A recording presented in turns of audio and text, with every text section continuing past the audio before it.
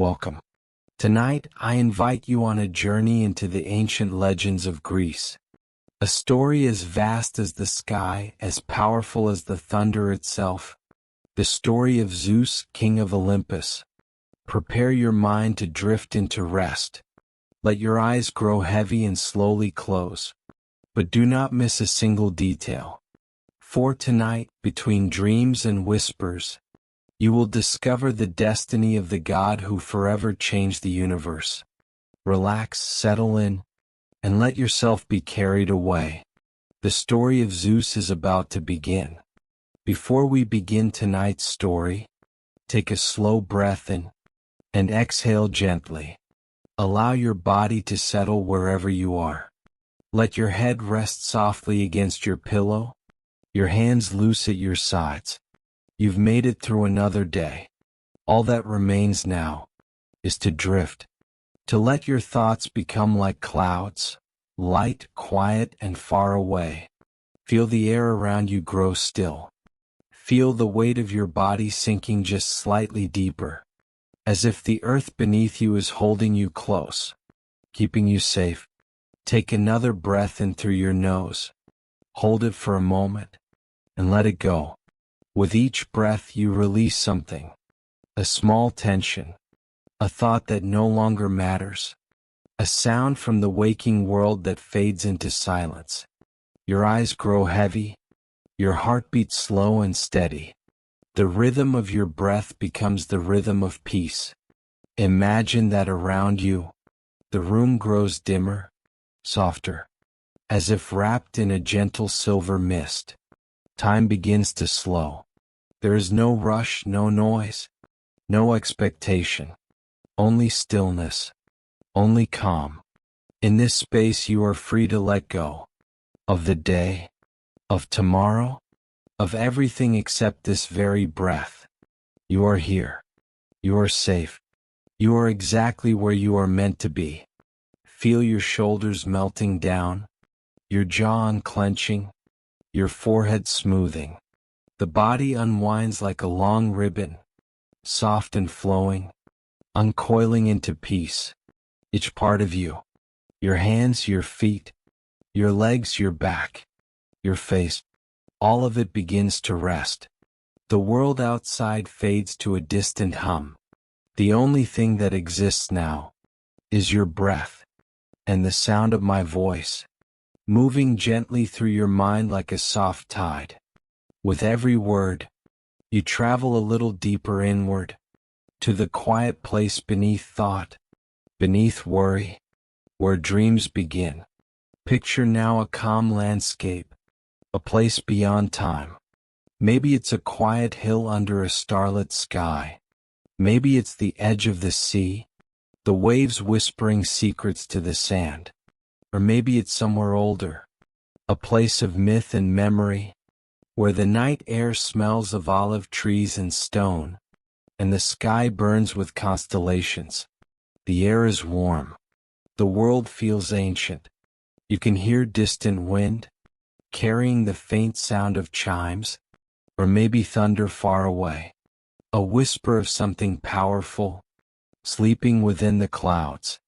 As you breathe, you walk softly through this dreamlike place. The ground beneath you feels smooth, like marble, cool against your bare feet. In the distance, mountains rise like dark silhouettes against the stars. Their peaks glow faintly, as if touched by firelight. The air hums with something more than silence, something alive, ancient, divine. You feel the pull of it, like a calling from another age. The night deepens around you. You breathe in and taste the scent of rain and stone. You exhale and let the stillness fill every space within you. The clouds above begin to move, slow and heavy. They drift across the sky, parting just enough for moonlight to spill through. Soft, silver, eternal. That light touches your skin, cool and calm, like a hand resting gently upon your shoulder. You look up. The stars seem brighter now, endless, burning, whispering old stories. Some say each star is a memory, a fragment of a god's dream. As you gaze, the constellations seem to shift, forming shapes you almost recognize. An eagle, a bolt of lightning, a throne high among the clouds. The air trembles softly. You close your eyes again and breathe. The sound of your breath becomes wind. The wind becomes thunder, far, far away, slow, rolling, deep as a heartbeat. And with that sound, you begin to feel something awaken within the dream. A presence, a vast, timeless force, stirring beyond the veil of clouds. You are not afraid. The presence feels powerful, yes, but also steady, ancient, and protective. You sense the energy of the sky itself gathering, the pulse of storms, the heartbeat of the heavens. You are standing at the threshold of Olympus, the home of the gods. Breathe deeply now. Let the thunder become part of your pulse. Let the glow of the clouds surround you. Imagine the air filled with light, gold and silver threads weaving through the night, dancing like fireflies in a storm. You step forward, and the mist clears. Before you stands a mountain that touches the sky, its summit hidden by luminous clouds. Each step you take feels lighter, as though gravity itself has softened. You climb, feeling strength and calm flow through your body. The higher you go, the quieter your thoughts become. The only sound is the wind, whispering old names, ancient and sacred. You reach a plateau near the top, where the clouds drift like waves around marble columns. The air is filled with golden light. You feel warmth on your skin, though there is no sun. The sky rumbles softly, not in anger, but in greeting. You stand now at the gates of Olympus. The world below feels far away, peaceful, distant, unreal. Here everything is vast. Time moves differently. The wind carries voices, laughter, music, the gentle murmur of eternity. You can sense their presence, the immortals. Their energy hums through the air, through the stones beneath your feet. And at the center of it all, you feel him, the one who commands the sky, the one whose will shapes the weather, whose breath is thunder, whose gaze is lightning. His name is carried in every storm, spoken in every flash of light across the heavens. You feel his presence like the calm before a great rain, vast, watching, waiting. Take another breath. Inhale the power of the air. Exhale into peace. You are ready now. The story is ready to unfold. And so, as your mind drifts in the glow of the clouds, and your breath becomes one with the wind, let yourself sink deeper into this dream. The dream of gods and storms, of power and light, of the sky itself awakening. Tonight, we travel beyond the veil of sleep, to the heights of Olympus, where legends are born, and destiny is written in thunder. Rest your body, still your thoughts. The air grows charged with divine calm. The clouds gather. The wind hushes. The first spark flickers in the heavens.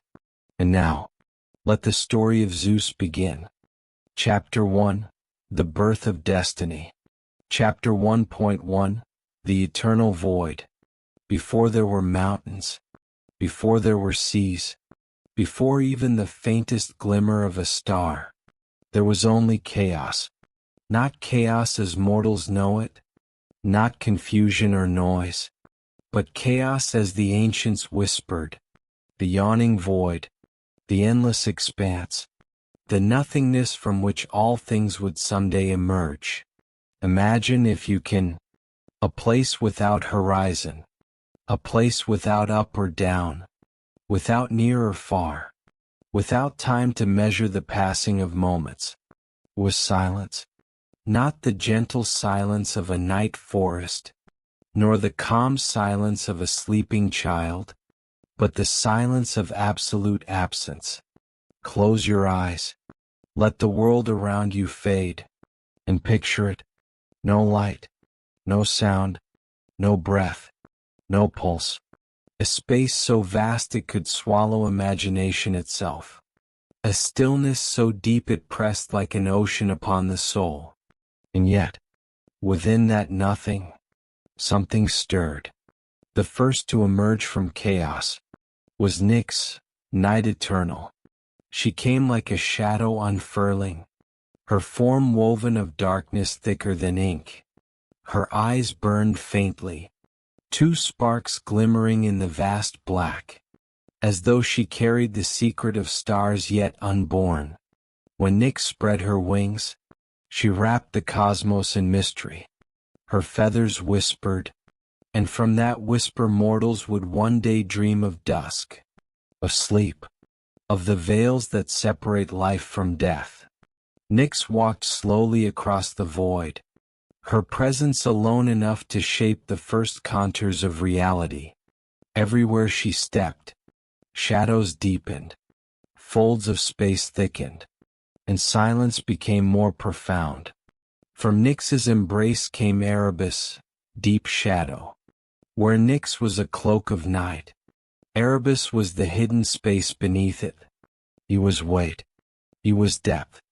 The velvet darkness inside a cave. The suffocating hush of the grave. Together they circled the void, partners in stillness. From their union came new beings. Ether, the bright upper air. A light so pure it could not yet be seen by mortal eyes.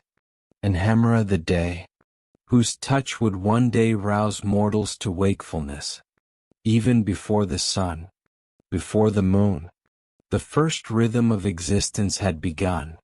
Night yielding to day, day sinking again into night. It was the earliest heartbeat of the cosmos. But chaos was not done. From its womb came Eros, the force of attraction, the spark of longing, the silent call that draws being toward being. He was not yet the winged god mortals would later paint, but a principle, a power, a subtle warmth drifting through the void. Because of him, form reached for form.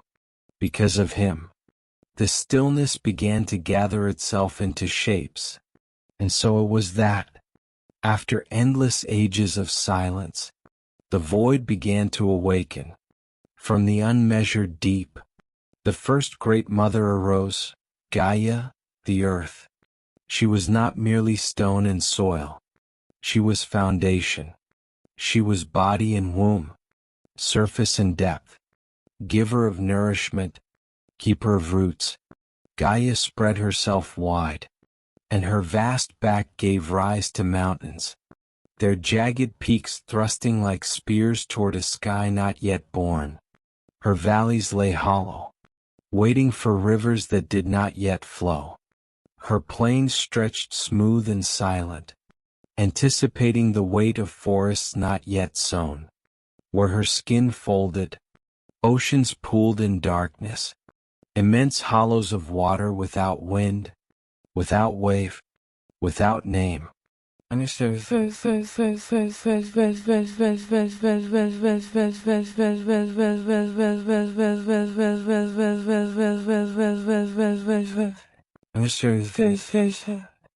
But Gaia was alone. The weight of emptiness pressed down upon her. So she reached upward in longing, and from chaos answered her partner, Uranus, the sky. Uranus descended like a cloak of sapphire. By day he shone blue and vast, and by night he bore 1,000 tiny sparks, the newborn stars, their flames trembling in the dark like fragile lanterns. He stretched himself above Gaia, covering her with his vastness. Every night he bent down to embrace her, their union binding earth and sky together. And from that union came the first children of the world, the Titans. Understood.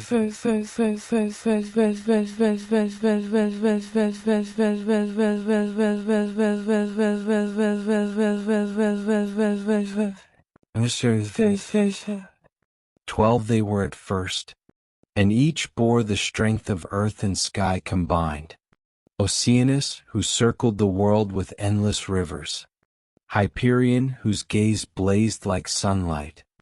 Thea, radiant mother of sight and brightness. Zeus, keeper of intellect, thought sharp as crystal. Phoebe, goddess of the shining moon. Crius, tall and stern, marked with constellations. Mnemosyne, memory eternal, whose thoughts preserved all things. Themis, justice and order, whose scales weighed the world. Tethys, the nourishing flow of water. Rhea, fertile and strong, destined to be mother of gods. Themis, firm in judgment. And finally, Cronus, the youngest. Cronus was strong, but more than strong. He was cunning. Where his brothers lifted mountains, he studied shadows. Where his sisters nurtured life, he listened for prophecy. Understood.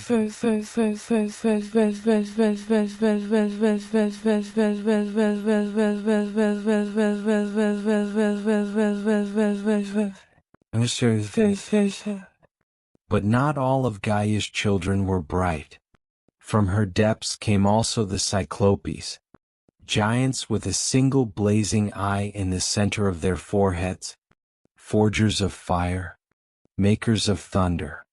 And the Centimanes, beings with 100 arms and 50 heads, so vast and terrible that even their mother shuddered at their cries.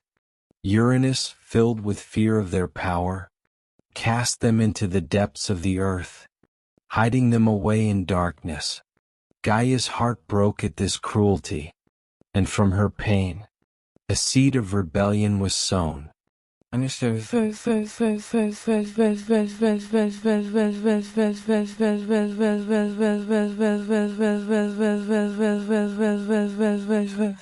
Understood.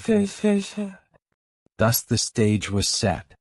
The silence of chaos had given way to rhythm. Night and day, earth and sky, mother and father, children of might, children of terror. The void was no longer empty. It was full of tension, full of possibility, full of whispers of betrayal to come. And among those whispers, one name began to gather power. Cronus. Chapter 1.2, Gaia Awakens. Gaia, the earth. Her name would one day be whispered in prayers, sung in hymns, etched into the stones of temples. But in the beginning, she was not yet the mother of all. She was an awakening, a stirring in the silence, a vast body rising slowly from the deep womb of chaos. When she first stretched herself across the void, her being was raw and unshaped. She was surface and depth without measure, weight without end, substance without boundary. Yet within her was potential, the quiet promise of forests, the hidden seed of harvests, the soft breath of animals not yet formed. Her breath was the wind. Her sighs were the rustle of grass not yet sprouted.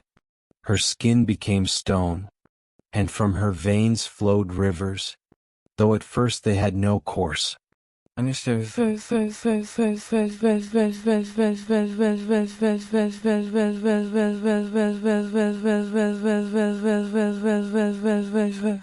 Understood. Imagine her body as it grew. Mountains rose like ribs from her chest, piercing the endless skyless dark. Valleys sank like folds of fabric, shadows pooling within them. Caves open like mouths yawning, their echoes hollow, awaiting voices that had not yet been born. She was vast, but her vastness was lonely. For what is earth without sky?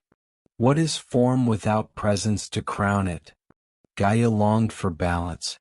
She longed for a counterpart, a partner to complete her embrace. And so, from the silence above, came Uranus, the sky.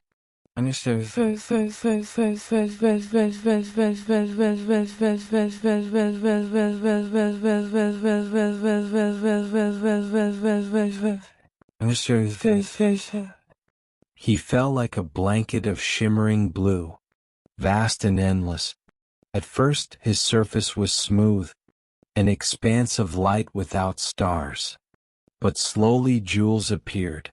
Tiny fires scattered like seeds across his body. They were the first stars, burning softly, trembling like sparks in the void. When Uranus arched himself above Gaia, she sighed with relief. No longer was she uncovered.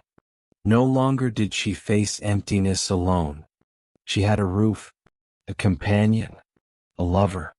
Each night Uranus bent low to meet Gaia.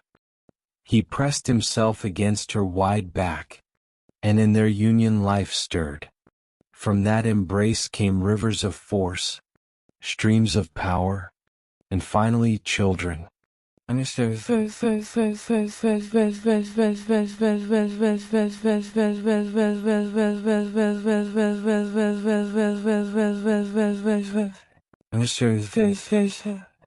The first children of earth and sky were the Titans. Their birth shook the stillness of the void. They were enormous, each one carrying the strength of mountains, each voice resonating like thunder in deep caverns. Gaia looked upon them with pride. Her heart, so vast it seemed endless, swelled with the joy of creation. For though she was great, she had been lonely. Now her children walked her body, each step a tremor, each breath a wind. She crowned them with rivers, she clothed them in forests, she laid meadows beneath their feet. Where they rested, valleys deepened. Where they roamed, mountains shifted. Their presence shaped her, just as she had shaped them.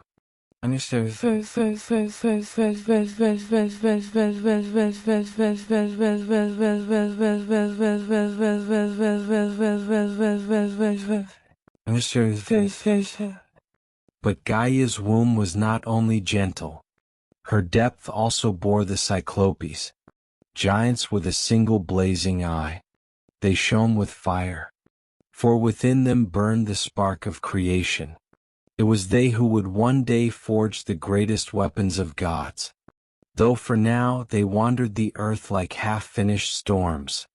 And then came the Centimanes, beings of terror and awe. 100 arms unfurled from each body, 50 heads roared in unison, their voices shaking mountains loose from their roots. Gaia trembled at the power she had birthed. Love and fear battled within her. For what mother does not fear the strength of a child too powerful to embrace?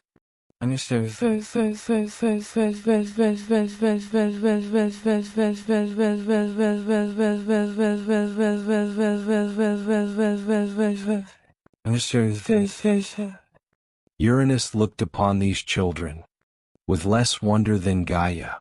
Where she saw potential, he saw threat. Where she saw blessing, he saw burden.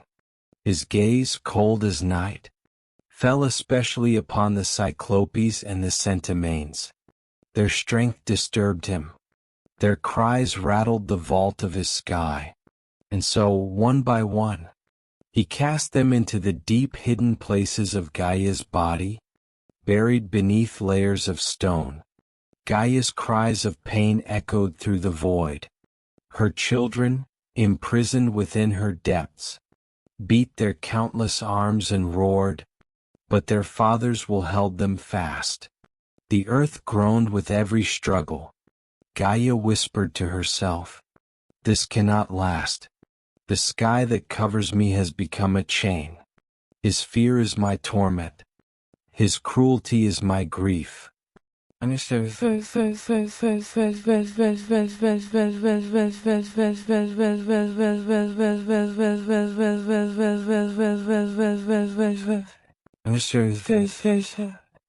And yet, even in her sorrow, Gaia remained fertile. She bore Titan after Titan, filling the world with beings of might. The heavens echoed with their laughter. The mountains bent beneath their weight. Among them was Cronus, the youngest. His eyes were sharp, his mind restless. Where his siblings reveled in strength, he listened, he watched, he learned. Cronus saw the tears of Gaia. He heard the muffled cries of the Cyclopes, trapped in the belly of the earth. And in him grew a seed darker than stone, ambition.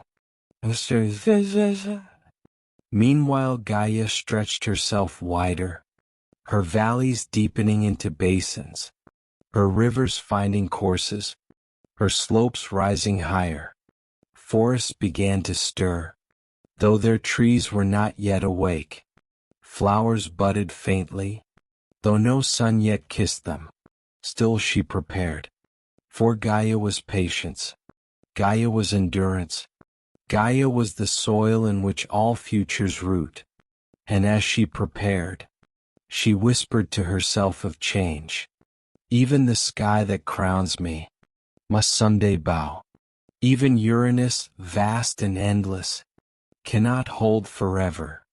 So the earth, vast and eternal, waited beneath her husband's weight. She waited, her grief deepening, her strength gathering. The cries of her buried children throbbed in her veins. The laughter of her titans trembled on her surface. And the youngest of them, Cronus, stood always near, watching his mother's sorrow, watching his father's tyranny, and slowly, silently, preparing to strike. Chapter 1.3 Uranus, Cronus, and the Shadow of Prophecy. Uranus, the sky, stretched endlessly above. He was brilliance, he was expanse, but he was also weight. A weight pressing down upon Gaia, pressing down upon her children. Each night, when he bent close to embrace her, the earth groaned in silence. Gaia bore his touch, but within her heart she knew love had turned to burden. Beneath her surface, her hidden children cried out. The Cyclopes, the Centimanes, trapped in the depths of her own body, imprisoned by Uranus's fear. Every cry was an earthquake. Every beat of their countless hands was thunder. Gaia, once proud mother, now a prison of flesh and stone. And so she whispered, not to the eldest, not to the strongest, but to the youngest Titan, Cronus.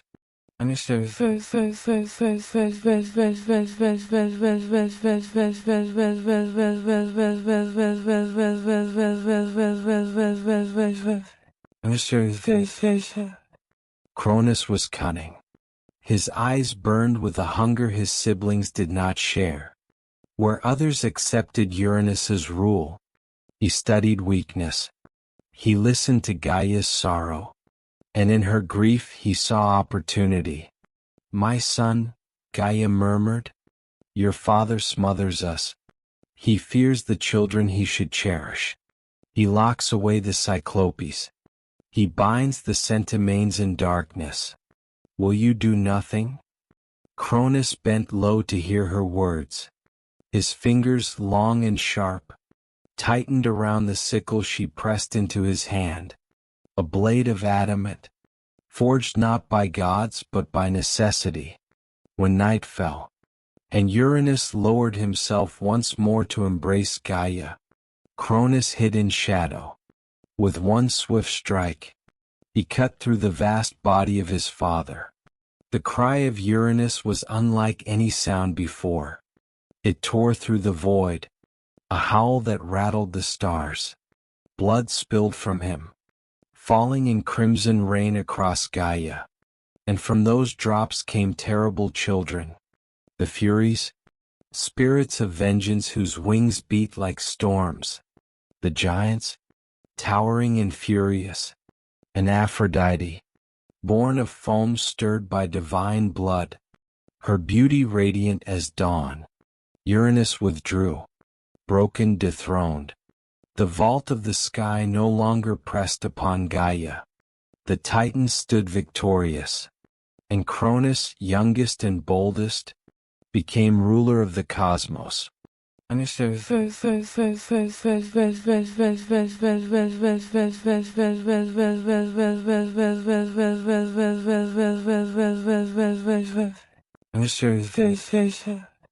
But victory is never pure.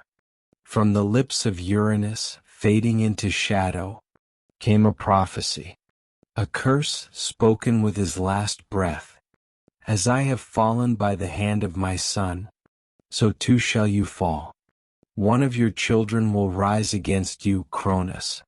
One of your own blood shall cast you down. The words were seeds of terror.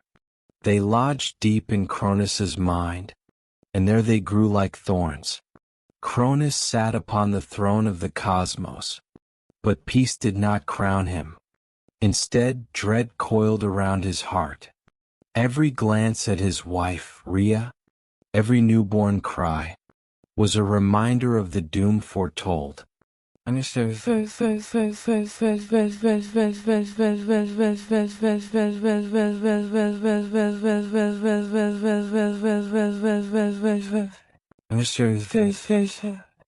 And so the horror began. When Rhea bore her first child, Hestia, goddess of the hearth, Cronus looked into her eyes. He saw not innocence, but prophecy. Without hesitation, he opened his mouth wide and swallowed her whole. Rhea screamed, but her cry faded into silence. The small flame of divinity, the warmth of a goddess-to-be, was gone, trapped in her father's belly. But Cronus felt no guilt, only relief. Now, he whispered, the prophecy is delayed. And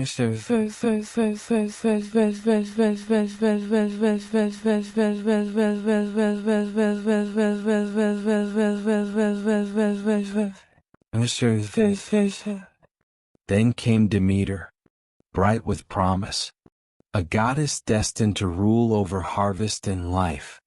Rhea held her daughter close, tears staining the infant's cheeks. But Cronus's shadow fell upon them, and again his hunger swallowed hope. Then came Hera, radiant, fierce, who would one day be queen. She too vanished into his depths. Then Hades, a child whose eyes already glimmered with shadow, gone. And finally Poseidon, whose laughter echoed like waves, swallowed, one after another. 5 children devoured, 5 sparks extinguished before they could shine. And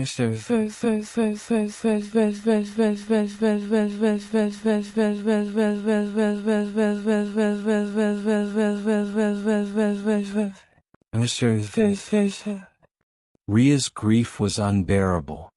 She wandered the mountains, her cries echoing like the howls of wolves. Her tears sank into the soil, watering the seeds of sorrow. Gaia, her mother, whispered to her, "Child of mine, your husband has turned fatherhood into slaughter. But destiny cannot be silenced forever. The prophecy will find its way. One child must live." Rhea trembled. Her arms longed to cradle a child who would not vanish. Her heart ached to hear a voice not silenced. And so, when her womb quickened again, when life stirred within her for the 6th time, she vowed, "This one I will save. This one will escape his father's hunger."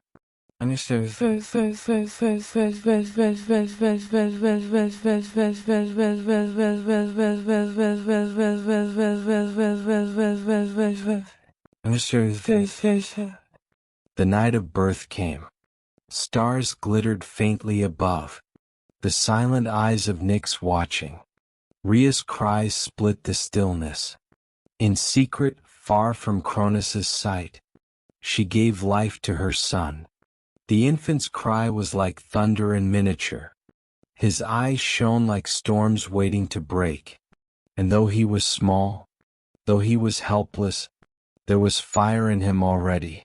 Rhea pressed him to her breast, her heart breaking with love and fear. "Zeus," she whispered, "my child, my hope, my hidden storm."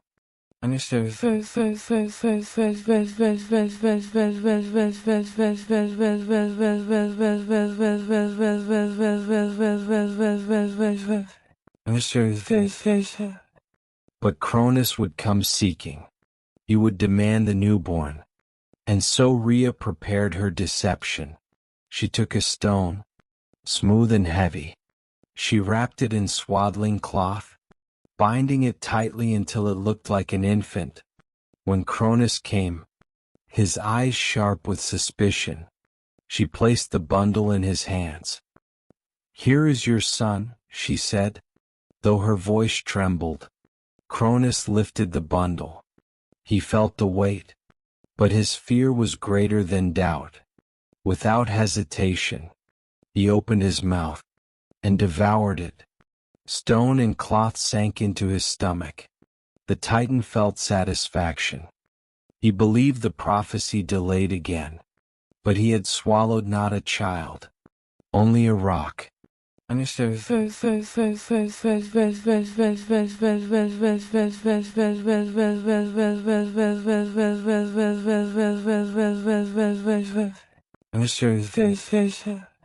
And so, in secret, Rhea carried her true son away. She fled to the island of Crete, to a cave hidden high upon Mount Ida. The cave was veiled in vines. Its mouth gaped like a secret waiting to be spoken. Inside, shadows danced with torchlight. The air was cool, thick with the scent of damp stone and herbs. There she placed her son.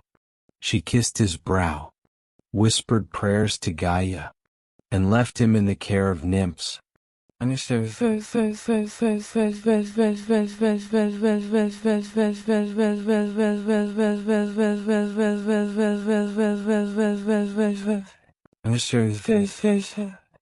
Zeus, the hidden child, cradled by immortal maidens, fed by the milk of the divine goat Amalthea, his cries muffled by the clashing shields of the Curetes.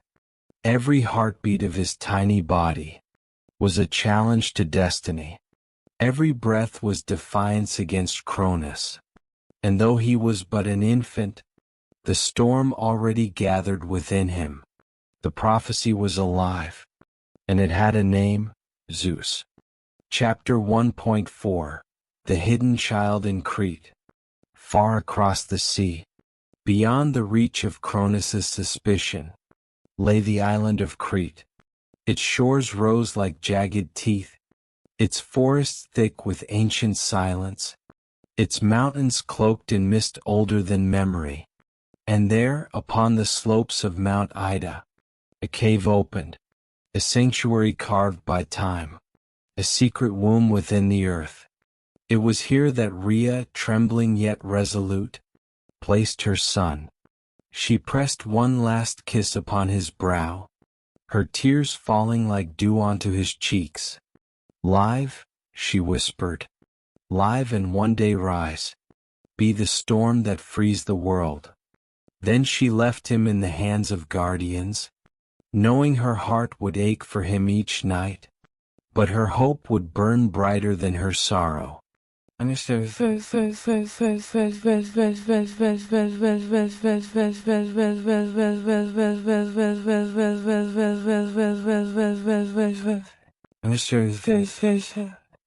the guardians of Zeus were many.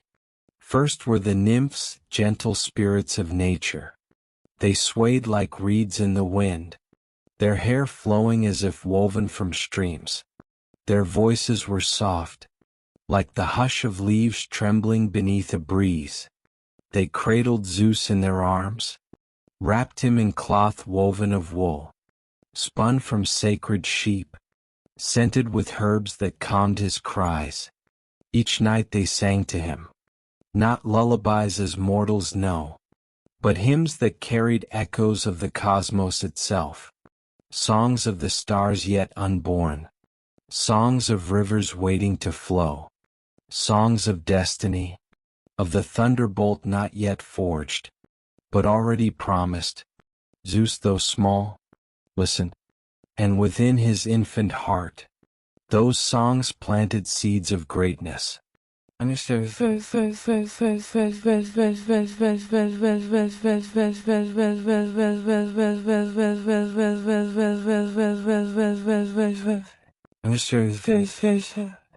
To feed him, the nymphs called upon Amalthea, a goat unlike any other. Her coat shone pale as moonlight, her horns curved like crescents of silver, her eyes gleamed with patience, and her milk flowed rich and warm, thick with the strength of earth itself. When Zeus suckled, his body filled with vigor. The milk of Amalthea was no ordinary sustenance. It was power, a living current of divinity, and so the infant grew swiftly. His skin glowed with health, his limbs grew strong, and in his eyes flickered sparks like distant lightning.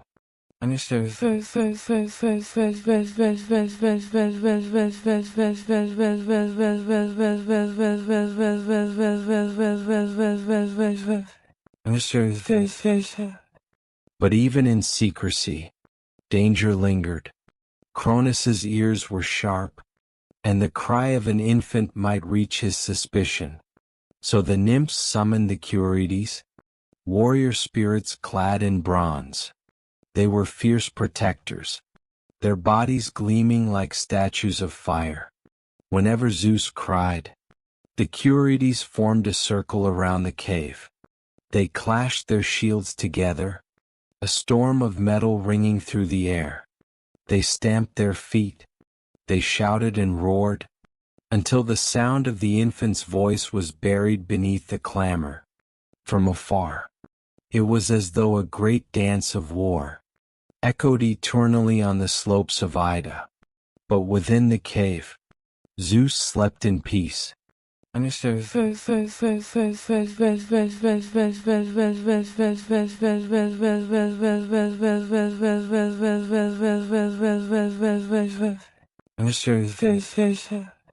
Years passed slowly, measured not by calendars, but by the growth of the hidden child. Zeus's fingers grew nimble, reaching to grasp the hair of the nymphs. His laughter rang like the first roll of distant thunder. When he crawled, the earth seemed to tremble faintly, as though the land itself responded to his touch. The nymphs watched in awe. "This is no ordinary child," they murmured. "In his smile is sunlight, in his tears rain, in his breath the promise of storms."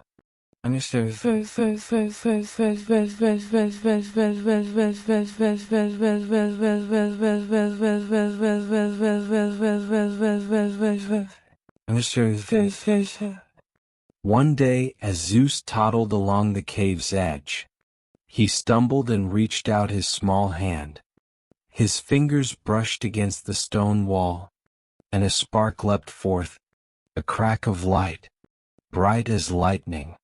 The nymphs gasped. The cave itself seemed to answer him, glowing faintly where his hand had touched. From that moment, they knew the prophecy was not merely words. It lived in his very flesh.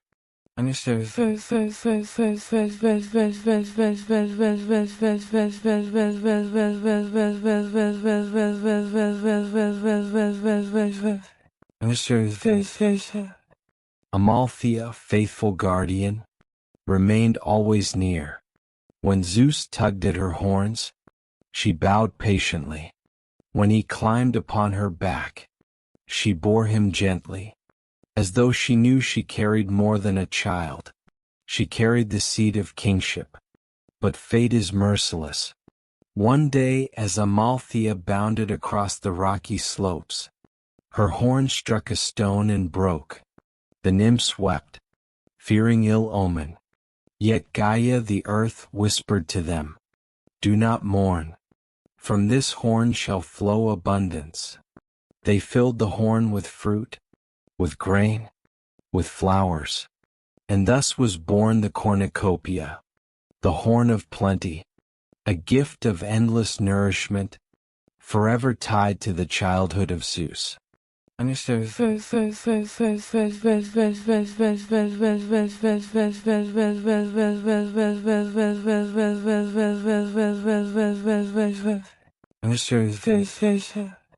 At night, when the stars spread like silver dust, Zeus would lie upon the nymphs' laps.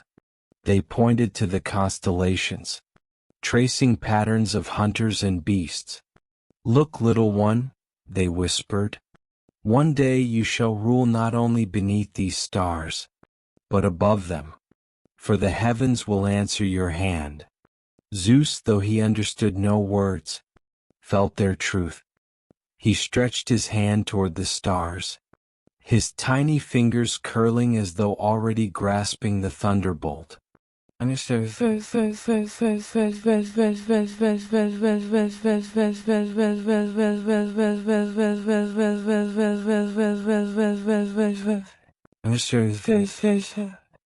And in dreams, visions came to him.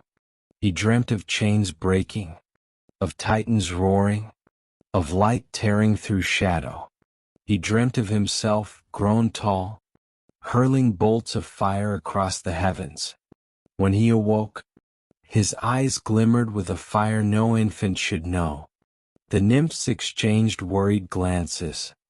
This child carries more than life, they said.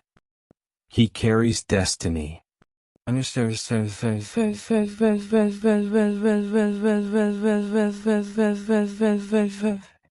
Meanwhile, Cronus sat upon his throne. His eyes roved the heavens with suspicion. Though he had swallowed stone and thought it flesh, a shadow gnawed at him.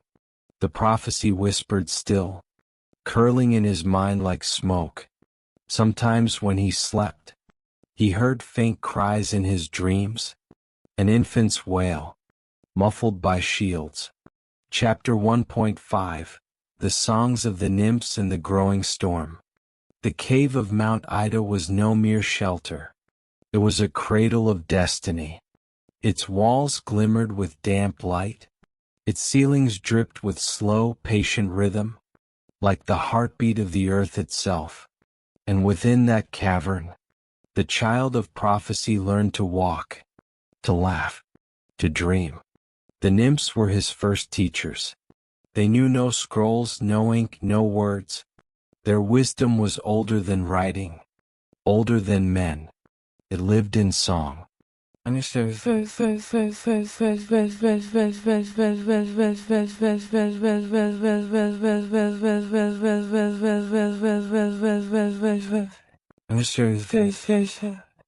Each morning, when Zeus stirred from sleep, the nymphs sang to him. Their voices rose in soft layers, woven of syllables older than language.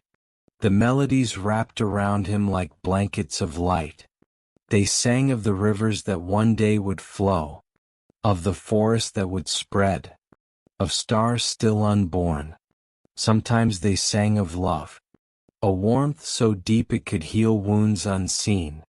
Sometimes they sang of sorrow, reminding him that even gods must weep. And sometimes when the night was long, they sang of war, of battles yet to come, of chains broken, of lightning cast across the sky.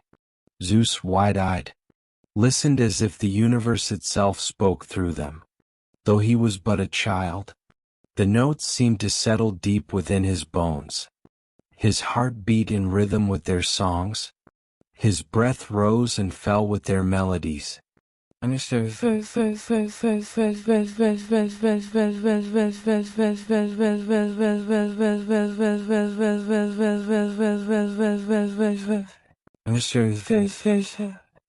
But song was not all.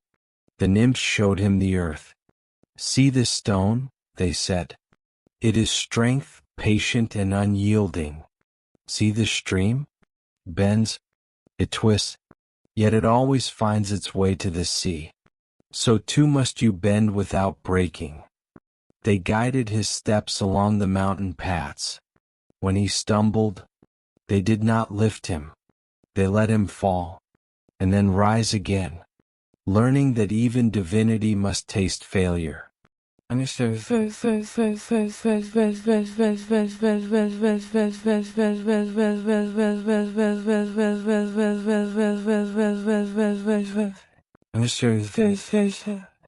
Amalthea the goat still fed him, though he now drank less milk, and more nectar drawn from wild blossoms.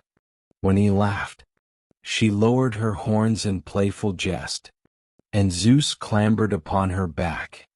Together they leapt across the rocky slopes, the boys' laughter mingling with the wind.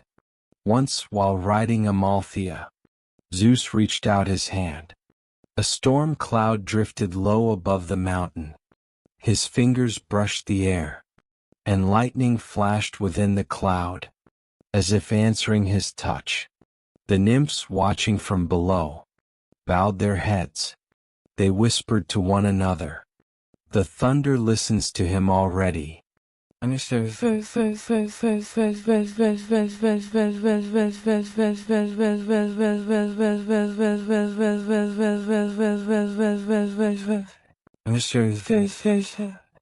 The Curities too played their part. They were warriors of bronze, grim and unyielding. At first they were only guardians, their shields clashing to hide his cries. But as Zeus grew, they became his trainers. They placed a small wooden sword in his hand. "Strike," they commanded. Zeus swung awkward and clumsy, but he struck again and again. They taught him how to leap aside, how to block a blow, how to endure the weight of combat. Though still a boy, his arms grew strong, his reflexes sharp. Every clash of bronze, every shout of command, forged him like metal and fire. And all the while, the prophecy whispered in silence.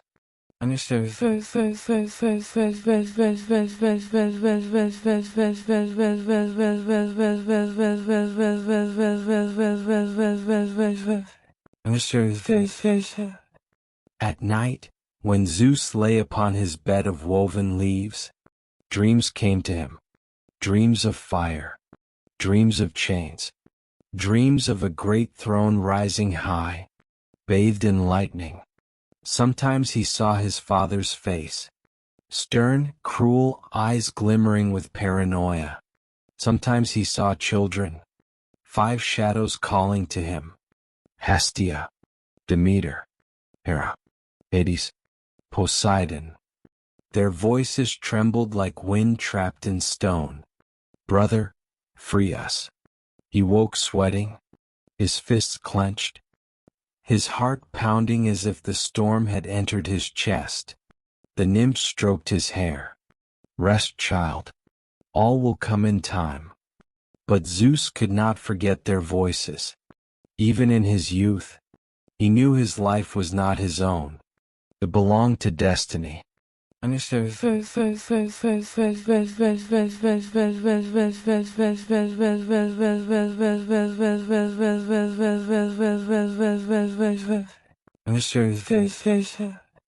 Seasons passed upon the slopes of Ida. In spring, flowers burst from the cracks of stone, their fragrance filling the cave. In summer, the sun poured golden fire across the peaks. In autumn, the leaves flamed red and gold, falling like embers. In winter, snow crowned the mountains, a cold silence draping the world. Zeus grew with each turn. His voice deepened, his stride lengthened, his shoulders broadened, and with every season, his power thickened around him like mist. When storms gathered, he would climb the rocks and raise his hands. Lightning would flicker above him, sometimes striking near. Instead of fear, his eyes filled with awe. "It listens," he whispered. "The sky listens."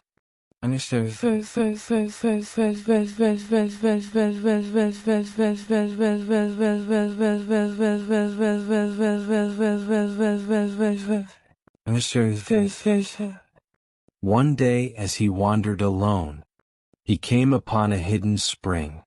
Its waters glowed faintly, fed by veins of the earth. He cupped the liquid in his hands, drank, and felt a strange heat fill him. That night he dreamt of Gaia herself. The great Earth Mother rose from soil and stone, her body vast as continents. She bent low, her eyes full of sorrow. "My child," she said, "the chains of your father bind not only your siblings, but the balance of all things. The earth groans under his fear. You must grow strong, for the day will come when you must choose silence or storm." Zeus tried to answer, but his voice in the dream was small. Gaia smiled. "Do not fear. Even the smallest seed may crack stone. And you, child of prophecy, are no seed. You are lightning waiting to fall." He awoke trembling. From then on his resolve hardened. The nymphs, sensing his burden, sang to him more often. Their songs grew longer, full of tales of heroes yet unborn, of gods yet to rise. They sang of justice, how it weighed heavier than any crown. They sang of duty, a chain willingly carried. They sang of hope, a flame that could survive even in darkness. Zeus listened, and their songs became his memory, his scripture, his heartbeat.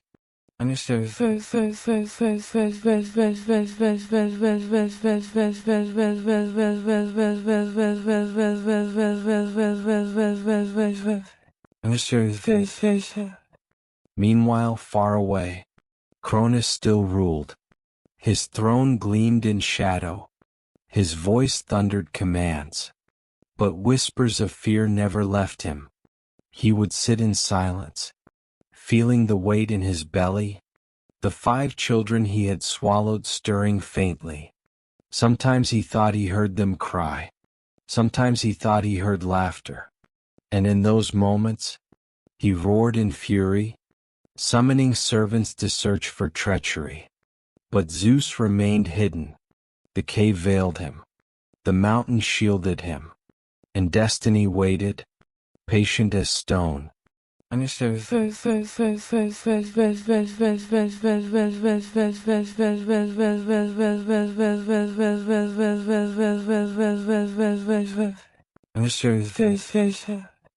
As the years deepened, the boy became a youth. His eyes glimmered like storms. His voice carried the weight of command, though he had no army to obey him yet. When he lifted a staff, it hummed faintly with unseen power. When he raised his voice in laughter, the wind seemed to echo it. The nymphs whispered among themselves, "He is readying. He does not know it yet, but the world itself bends toward him."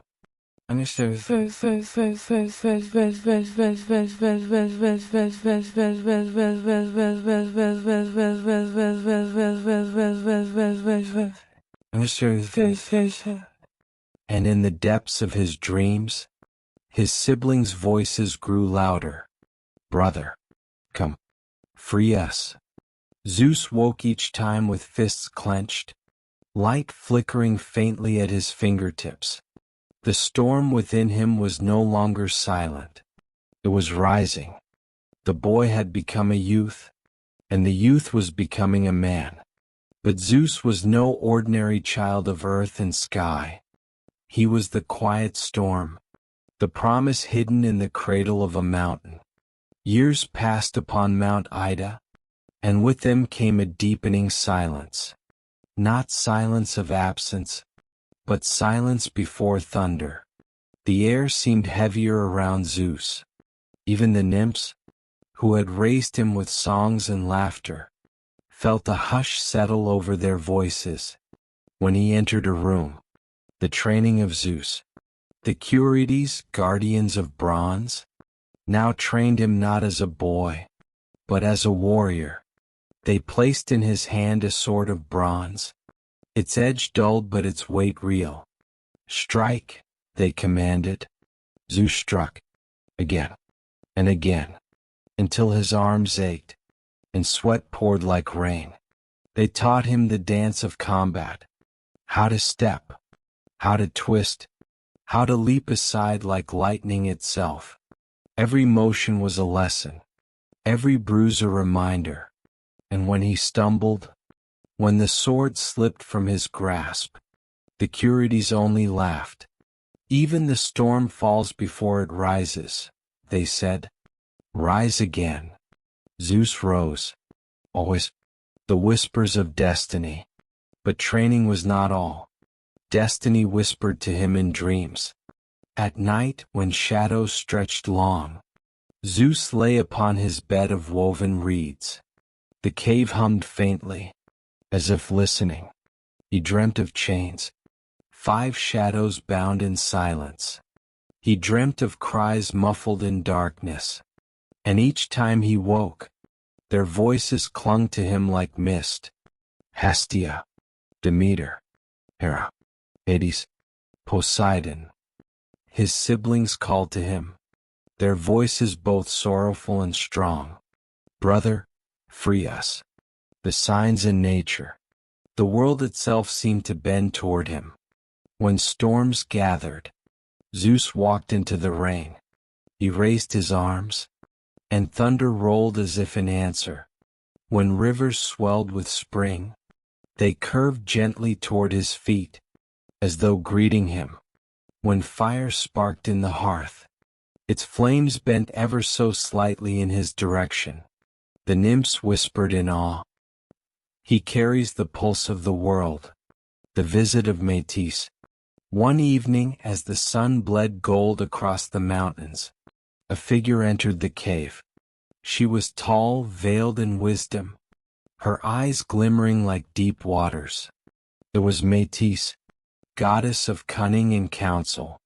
She knelt beside Zeus, her voice low, her words heavy with destiny. Child of Rhea, she whispered, your time of hiding draws to its end. The prophecy moves closer. Cronus grows restless. His belly is heavy with the children he devoured, and their cries echo even in his dreams. Zeus bowed his head. I hear them too, he admitted. Every night, they call to me. I am their brother, but I am also afraid. Métis touched his brow. Fear is not weakness. Fear is the first step toward courage. And courage is what you will need, for you are chosen to end the age of tyranny. From her cloak she drew a small vessel of clay.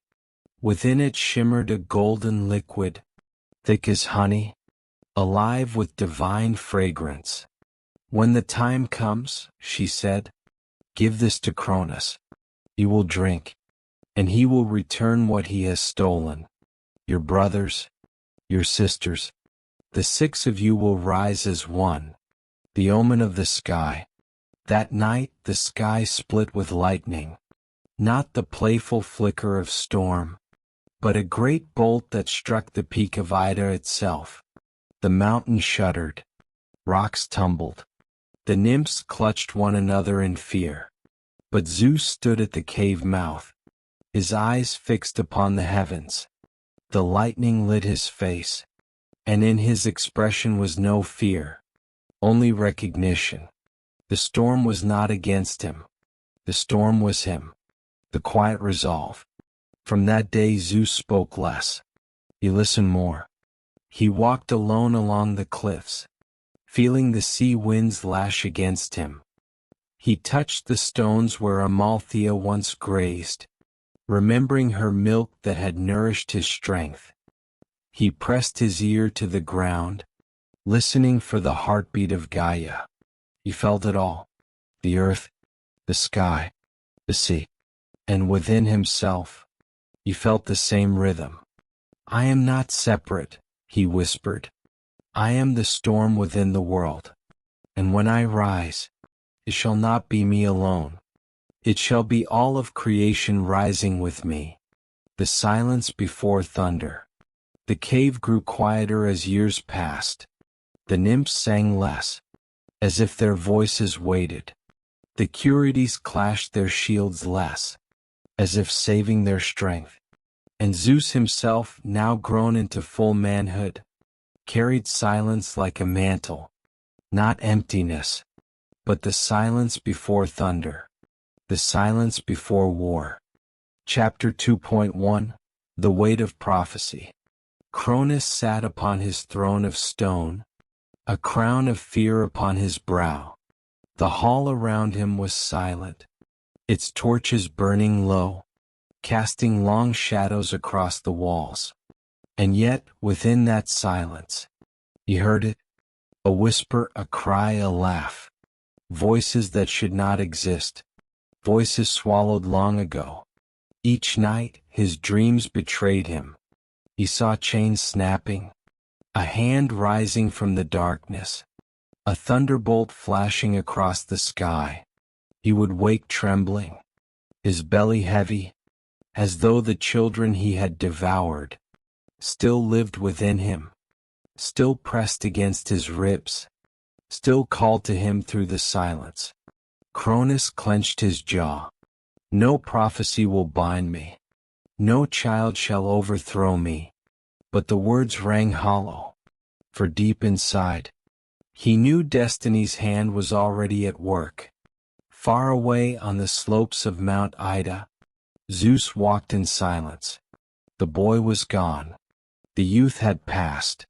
Now he was a man, broad-shouldered, his gaze bright with fire. The nymphs no longer sang to lull him to sleep. They watched instead with reverence, as though the songs had done their work, and now their voices would only echo prophecy fulfilled.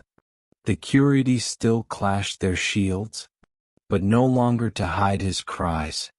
Now they trained beside him, their bronze armor gleaming as they sparred, their voices shouting commands that Zeus answered with strength. And Zeus himself felt it, the pull of fate, the call that grew louder with every passing night. He dreamed of the same shadows. He dreamed of the same voices. He dreamed of a throne waiting to be claimed. One evening, as twilight draped the mountain in violet, Zeus climbed to the highest peak. The wind tore at his hair. The sea stretched endless in the distance, and the sky rumbled faintly with approaching storm. He spread his arms wide. Lightning cracked above, its light flashing across his face. He felt the thunder roll into his chest, as though the sky itself bowed to him. I am ready, he whispered, not to the nymphs, not to the Curetes, but to the universe itself. It was then that Metis came again. The goddess of wisdom moved like water, her steps silent, her eyes glimmering with cunning. Zeus bowed to her, not as a child to a teacher, but as a man to an ally. You feel it, Metis said, the storm within you, the prophecy pressing closer. Zeus nodded. Every night their voices reach me. Hestia, Demeter, Hera, Hades, Poseidon. I see them bound in silence, crying out to me. I cannot turn away. But, Metis, I fear. The goddess smiled softly. Fear is the forge of courage. Without it there is no choice, no triumph. Listen well, son of Rhea. The time has come.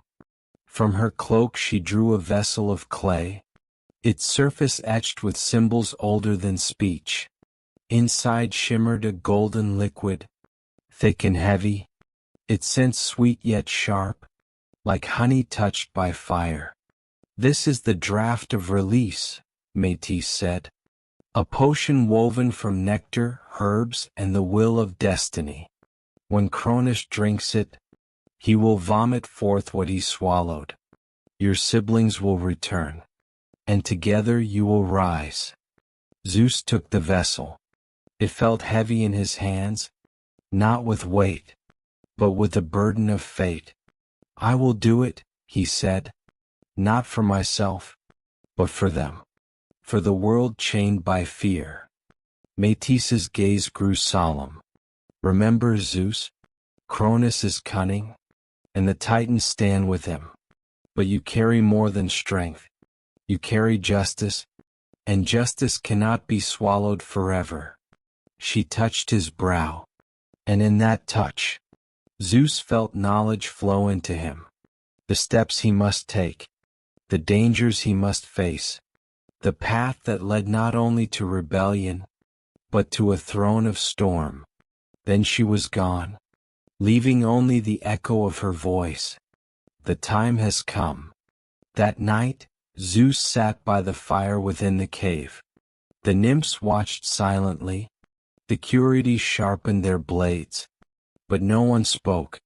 Even Amalthea's horn, the cornucopia, rested quietly at his side, its endless bounty untouched. Zeus stared into the flames. He saw shapes within them. Cronus's shadow looming, the faces of his siblings crying out, the chains breaking beneath his hand. He clenched the vessel in his fist. The golden liquid shimmered, catching the firelight. I will go, he said aloud. Tomorrow I descend from Ida. Tomorrow I walk into the hall of Cronus. Tomorrow the storm begins. And though the mountains slept around him, the sky above rumbled faintly, as if the heavens themselves had heard his vow. Chapter 2.3 The Journey to Cronus's Palace. The dawn broke slowly over Mount Ida. The sky was pale with the first whispers of light, a faint blush upon the horizon, like the earth itself drawing its first breath of the day. Zeus rose with it. He stood at the mouth of the cave that had sheltered him since birth, his shadow stretching long across the rocks. Behind him lay the memories of his hidden years, the songs of the nymphs, the clang of the Curies, the warmth of Amalthea's milk. Before him lay the world, and destiny. He carried no armor of bronze, no crown, no throne, only a plain cloak about his shoulders, a staff in his hand, and the clay vessel of Metis hidden beneath the folds of cloth. If any mortal had seen him, they would not have guessed his birthright. But the sky knew. The mountains knew. Even the wind bent softly toward him as he began his descent. The farewell of the nymphs. At the cave's entrance, the nymphs stood in silence. Their eyes were full of unspoken sorrow. For though they knew his path was destined, their hearts were heavy with parting. One stepped forward. Adrastea, who had first wrapped him in swaddling cloth. She pressed into his hand a sprig of laurel. For victory, she whispered. Another, Ida herself, who had carried him upon her shoulders, placed around his neck a cord woven of golden thread. For remembrance, she said. The others offered no words, only tears and smiles, their songs caught in their throats. They watched as Zeus turned away, his figure small against the vastness of the mountain, yet already great in presence. The path of destiny. The journey down Mount Ida was long, its paths winding through forests and cliffs, its stones sharp beneath his sandals. Zeus walked with steady steps. The staff tapped against the ground with rhythm, a heartbeat echoing through the earth. The forest greeted him with life. Birds sang in the branches, their songs rising like prayers. A stag crossed his path, pausing to bow its head before vanishing into the green. Even the smallest streams seemed to sparkle brighter, their waters rushing toward his feet. It was as if the world itself bent in silent recognition. The child of prophecy walked among them, The meeting of the shepherd. On the second day of his journey, Zeus came upon a shepherd tending his flock. The man was old, his beard white as snow, his back bent with years. He looked up as Zeus approached, and though he did not know the god before him, he felt something stir in his soul. "You walk with purpose," the shepherd said. "Where do you go, stranger?" Zeus smiled faintly. "To a place where fear sits upon a throne, to a hall where chains lie heavy. I go to free what has been bound." The shepherd studied him, then nodded slowly. "May the gods walk with you," he said, not knowing that one already stood before him. From his pouch he drew a piece of bread, rough and humble, and offered it to Zeus. "Take this, for your road is long." Zeus accepted, and in his heart he blessed the man. For though mortals knew not their roles and destiny, their kindness wove itself into the fabric of fate. The crossing of the river. Further along his path, Zeus came to a river swollen with spring rains. Its waters churned white, frothing with the roar of 1,000 voices. He stood at its edge, staff planted firmly in the ground. The river seemed to resist him, its current thrashing, its spray rising like claws. Zeus raised his hand. The wind stilled, the water slowed, and for a brief moment, a path of stones rose from the depths, leading him across. As he walked, the river bowed in silence, and when he reached the far side, the waters rushed once more, but softer now, as though tamed by his passing. The omens of the sky. That night, Zeus rested upon a hilltop, the world stretching endless around him. The sky above was clear, its stars sharp as diamonds. But as he lay beneath their light, a comet tore across the heavens, its trail blazing white fire. The earth trembled faintly, and an owl hooted thrice from the shadows. Zeus knew these were not chance. The sky itself spoke. The time was near. He closed his eyes, and in his dreams he saw again the faces of his siblings. But this time their eyes were brighter, their chains weaker. "Soon," he whispered in his sleep. "Soon." The approach to the palace. At last, after days of travel, the land grew harsher. The forests thinned. The mountains gave way to barren plains. And upon those plains stood the palace of Cronus. It rose like a mountain of stone, its towers black against the horizon, its walls thick with shadow. The air around it was heavy, as though even the wind feared to pass its gates. Zeus stopped at the edge of the plain. He drew the cloak tighter about his shoulders, the vessel of Metis pressing warm against his side. His heart beat slow but strong. There was no turning back. He stepped forward. Each footfall echoed louder than the last, until it seemed the very earth trembled beneath his approach.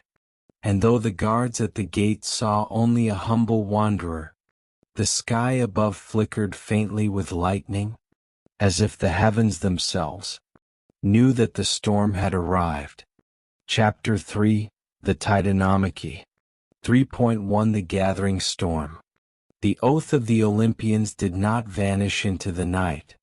It carried on the wind, echoed in the mountains, and trembled in the depths of the sea.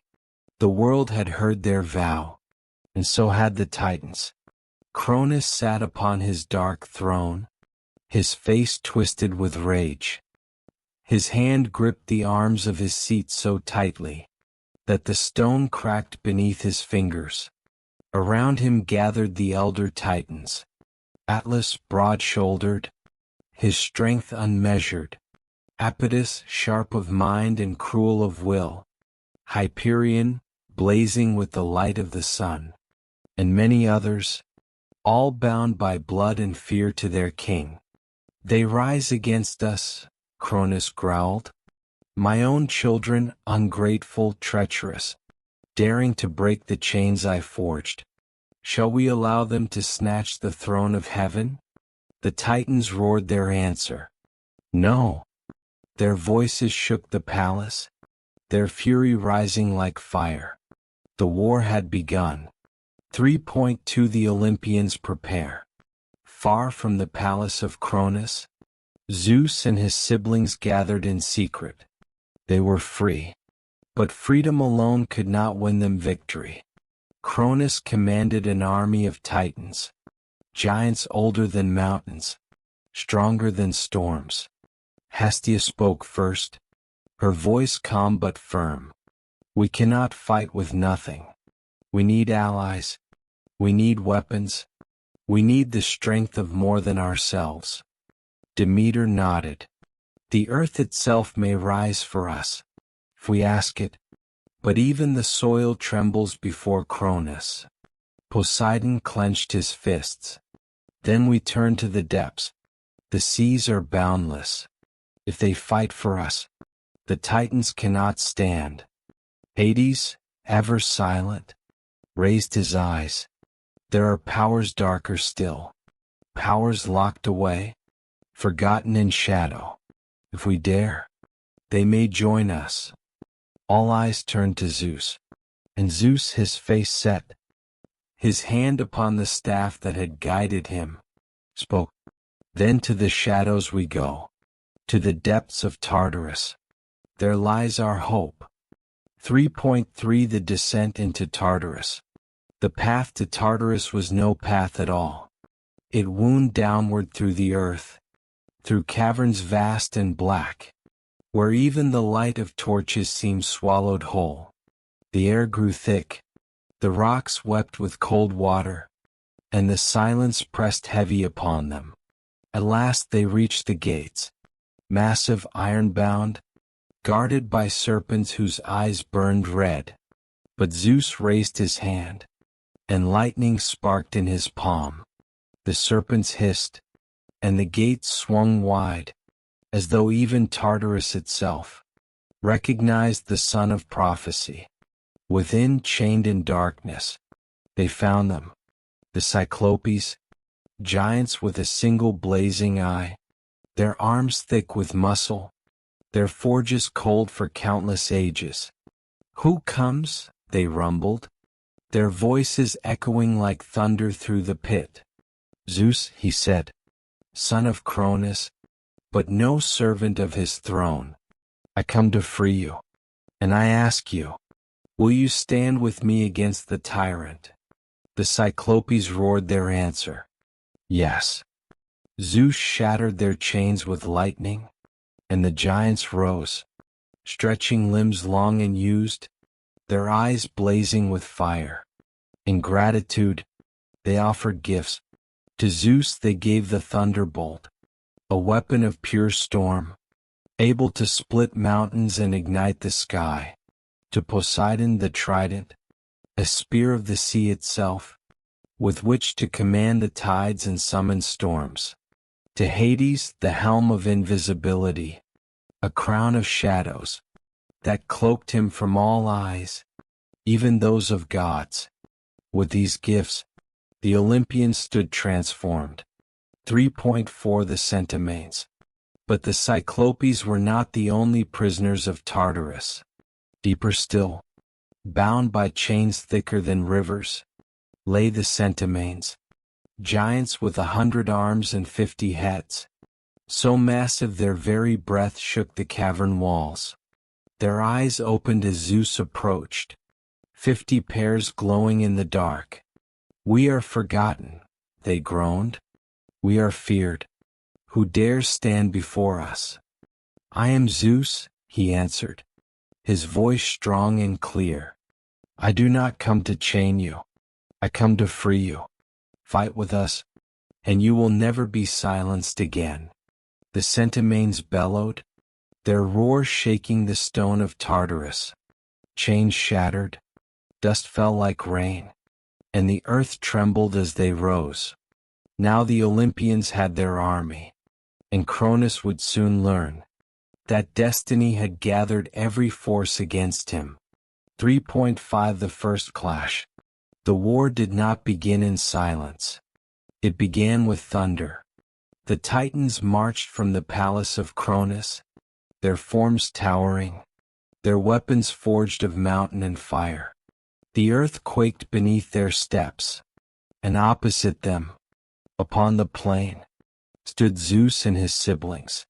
Behind them loomed the Cyclopes, their forges blazing once more, and the Centimanes, their 100 arms clutching boulders, large as hills. The sky darkened, the wind howled, and with a cry that split the heavens, Zeus hurled his first thunderbolt. It struck the earth before Cronus's army, splitting the ground, fire and smoke rising in a tower of flame. The war had begun. Chapter 3.6 The 10 Years' War. The first thunderbolt was only the beginning. The war that followed, the Titanomachy, would rage for 10 years, shaking the foundations of heaven and earth alike. The first year, the clash of beginnings. The battlefield stretched across plains and mountains, seas and skies alike. There was no single front, for the Titans filled the world with their fury, and the Olympians rose to meet them. Cronus himself marched at the head of his army, a scythe of black iron in his hands, its edge sharp enough to cleave stone. Beside him strode Atlas, bearing a spear taller than a forest. Hyperion blazed with the heat of the sun, while Oceanus called forth rivers to drown his foes. Zeus answered with thunder. Each bolt he hurled split the sky, turning night to day, day to fire. Poseidon's trident churned the seas, raising waves that swallowed armies whole. Hades vanished into shadow, his helm cloaking him, his strikes unseen until his foes fell in terror. The Centimanes tore up mountains, and hurled them like pebbles, their 100 arms flinging stones that shattered Titan strongholds. The Cyclopes forged weapons unending, their hammers ringing like bells of doom. The first year ended with no victor. The earth lay scarred, the sky blackened with ash, but neither side yielded. The second to fifth years, a war without rest. For years the war raged without pause. Each dawn brought new battle. Each night fell upon smoke and ruin. The Titans fought with the fury of the old order, their voices booming with ancient power. They wielded the weight of time itself, the strength of earth, the blaze of the heavens. The Olympians fought with youth, with fire, with the certainty of destiny. Zeus's thunderbolts grew stronger each year, each strike echoing louder, as though the sky itself learned his will. Poseidon's sea stretched further inland, flooding valleys, shaping new coasts. Hades's shadows deepened, his strikes quicker, his presence like a whisper of death in the wind. The Centimanes never tired. Their roar shook mountains, their arms flung destruction without end, and the Cyclopes' forges burned day and night, their fire feeding the gods' weapons. But still the war did not end. The sixth year, the betrayals. In the sixth year the war turned cruel, for not all Titans were loyal to Cronus. Some wavered, seeing the strength of Zeus, hearing the call of destiny. Themis, goddess of divine law, whispered to Zeus in secret, "Your rule will bring justice. Cronus knows only fear. I will guide your hand." Mnemosyne, goddess of memory, spoke too. "Let this war not be forgotten. When your reign begins, I will give mortals the gift of remembrance, so they may know your justice forever." These whispers weakened Cronus, for suspicion grew among his ranks. Every Titan looked upon the other with doubt. and doubt is the seed of defeat. The 7th to 9th years, the world in ruin. As the years dragged on, the world itself began to crumble. Mountains cracked, their peaks shattered by the fists of giants. Forests burned, their ashes carried on storm winds. Seas rose and fell, swallowing coasts, then retreating to leave wastelands behind. Mortals, few as they were in those days, hid in caves, trembling at the endless thunder. To them it seemed the end of all things had come, and perhaps it had. But still neither side yielded. The 10th year, the final gambit. At last the 10th year dawned. Both sides were weary, their strength waning, yet their fury unbroken. Cronus gathered his army for one final strike. He raised his scythe high, his voice booming across the battlefield. Today we end this. Today the children of prophecy fall. The Titans roared. The earth shook beneath their charge. But Zeus stood tall, his siblings at his side, his allies at his back. He raised his thunderbolt, and the sky split with light. Today, he cried, the old order falls. Today a new age begins. The battle that followed was the greatest the world had ever seen. Lightning rained from the sky. Waves rose like mountains. Shadows swallowed whole armies. The Centimanes hurled boulders the size of cities. The Cyclopes' forges blazed with fire unending. Cronus struck at Zeus, their clash shaking the heavens. Scythe met thunderbolt, stone met storm. Each blow shattered valleys. Each strike sent mountains tumbling. 4 hours they battled, father and son, old order against new. At last Zeus hurled his thunderbolt, with all the strength of sky and earth combined. It struck Cronus's scythe, shattering it into shards of blackened iron. The Titan king staggered, his body racked with light, and with a final cry, he fell. The Titans broke. Some fled, others surrendered, but many were seized. Zeus commanded them bound in chains unbreakable, and cast into Tartarus, where the Centimanes would guard them forever. The war was ended, the old order had fallen, and the age of Zeus had begun. Chapter 3.7 Aftermath and Division of Realms. The battlefield lay silent at last. Smoke curled from the shattered earth. Mountains lay broken, and the sea still heaved with the fury of Poseidon's storms. The cries of Titans had faded into the depths of Tartarus, their chains echoing faintly from far below. Zeus stood in the center of the ruin, his thunderbolt dim now, its light no longer blazing with wrath but glowing faintly, like the heart of a fire after the storm has passed. Around him his siblings gathered. Their faces were weary, their bodies bruised, yet their eyes burned bright. They had survived. They had triumphed. The earth itself seemed to sigh with relief, as though the weight of 1,000 years had lifted.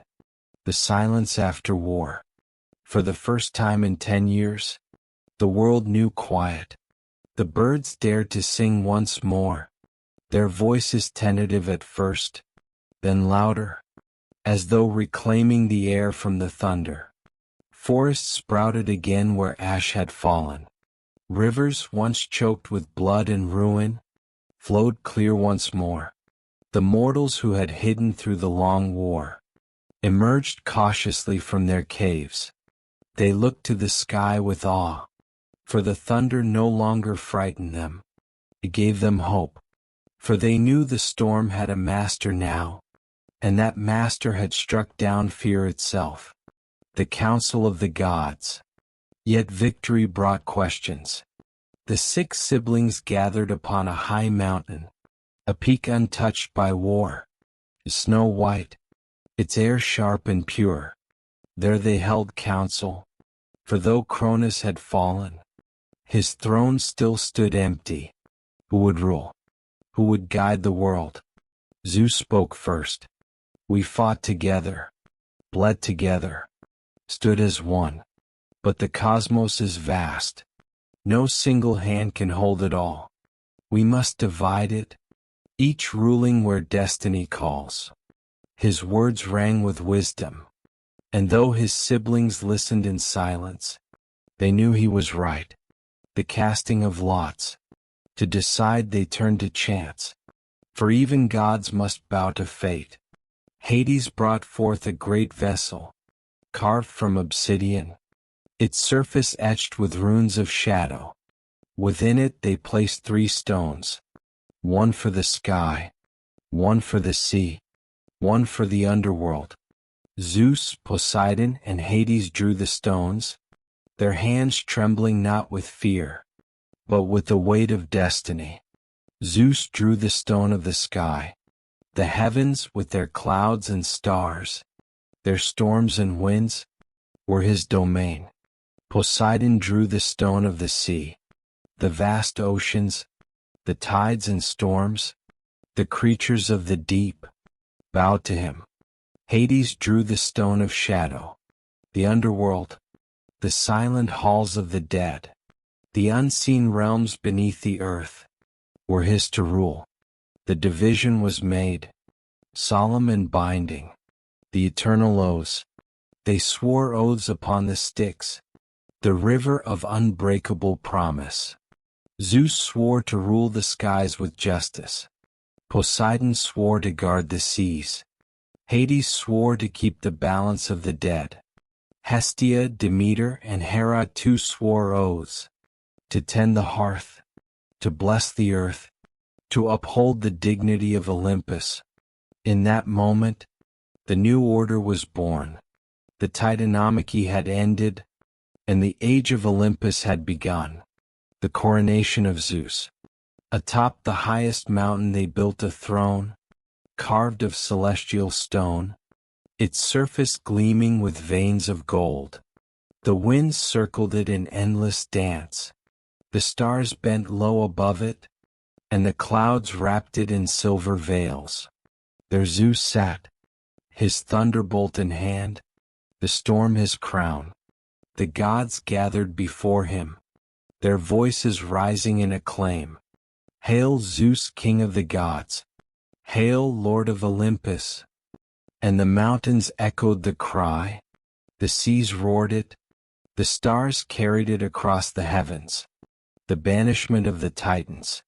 But not all was celebration, for though Cronus lay broken, the Titans still lived. Bound in chains, they raged in Tartarus, their cries shaking the earth. The Centaurs stood guard at the gates, their 100 arms gripping boulders and clubs, their eyes blazing with eternal vigilance.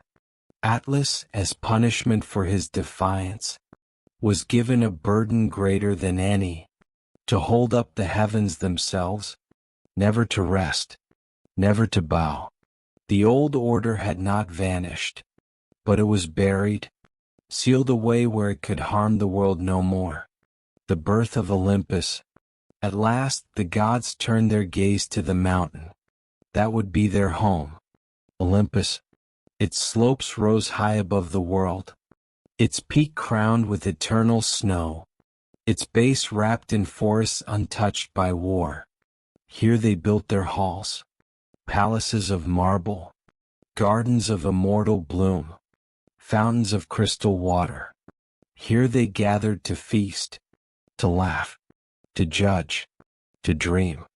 Olympus was not merely a home, it was a symbol, a beacon of the new order, a throne above the world, and upon its highest seat sat Zeus, the Storm King, Lord of Thunder, Keeper of Justice.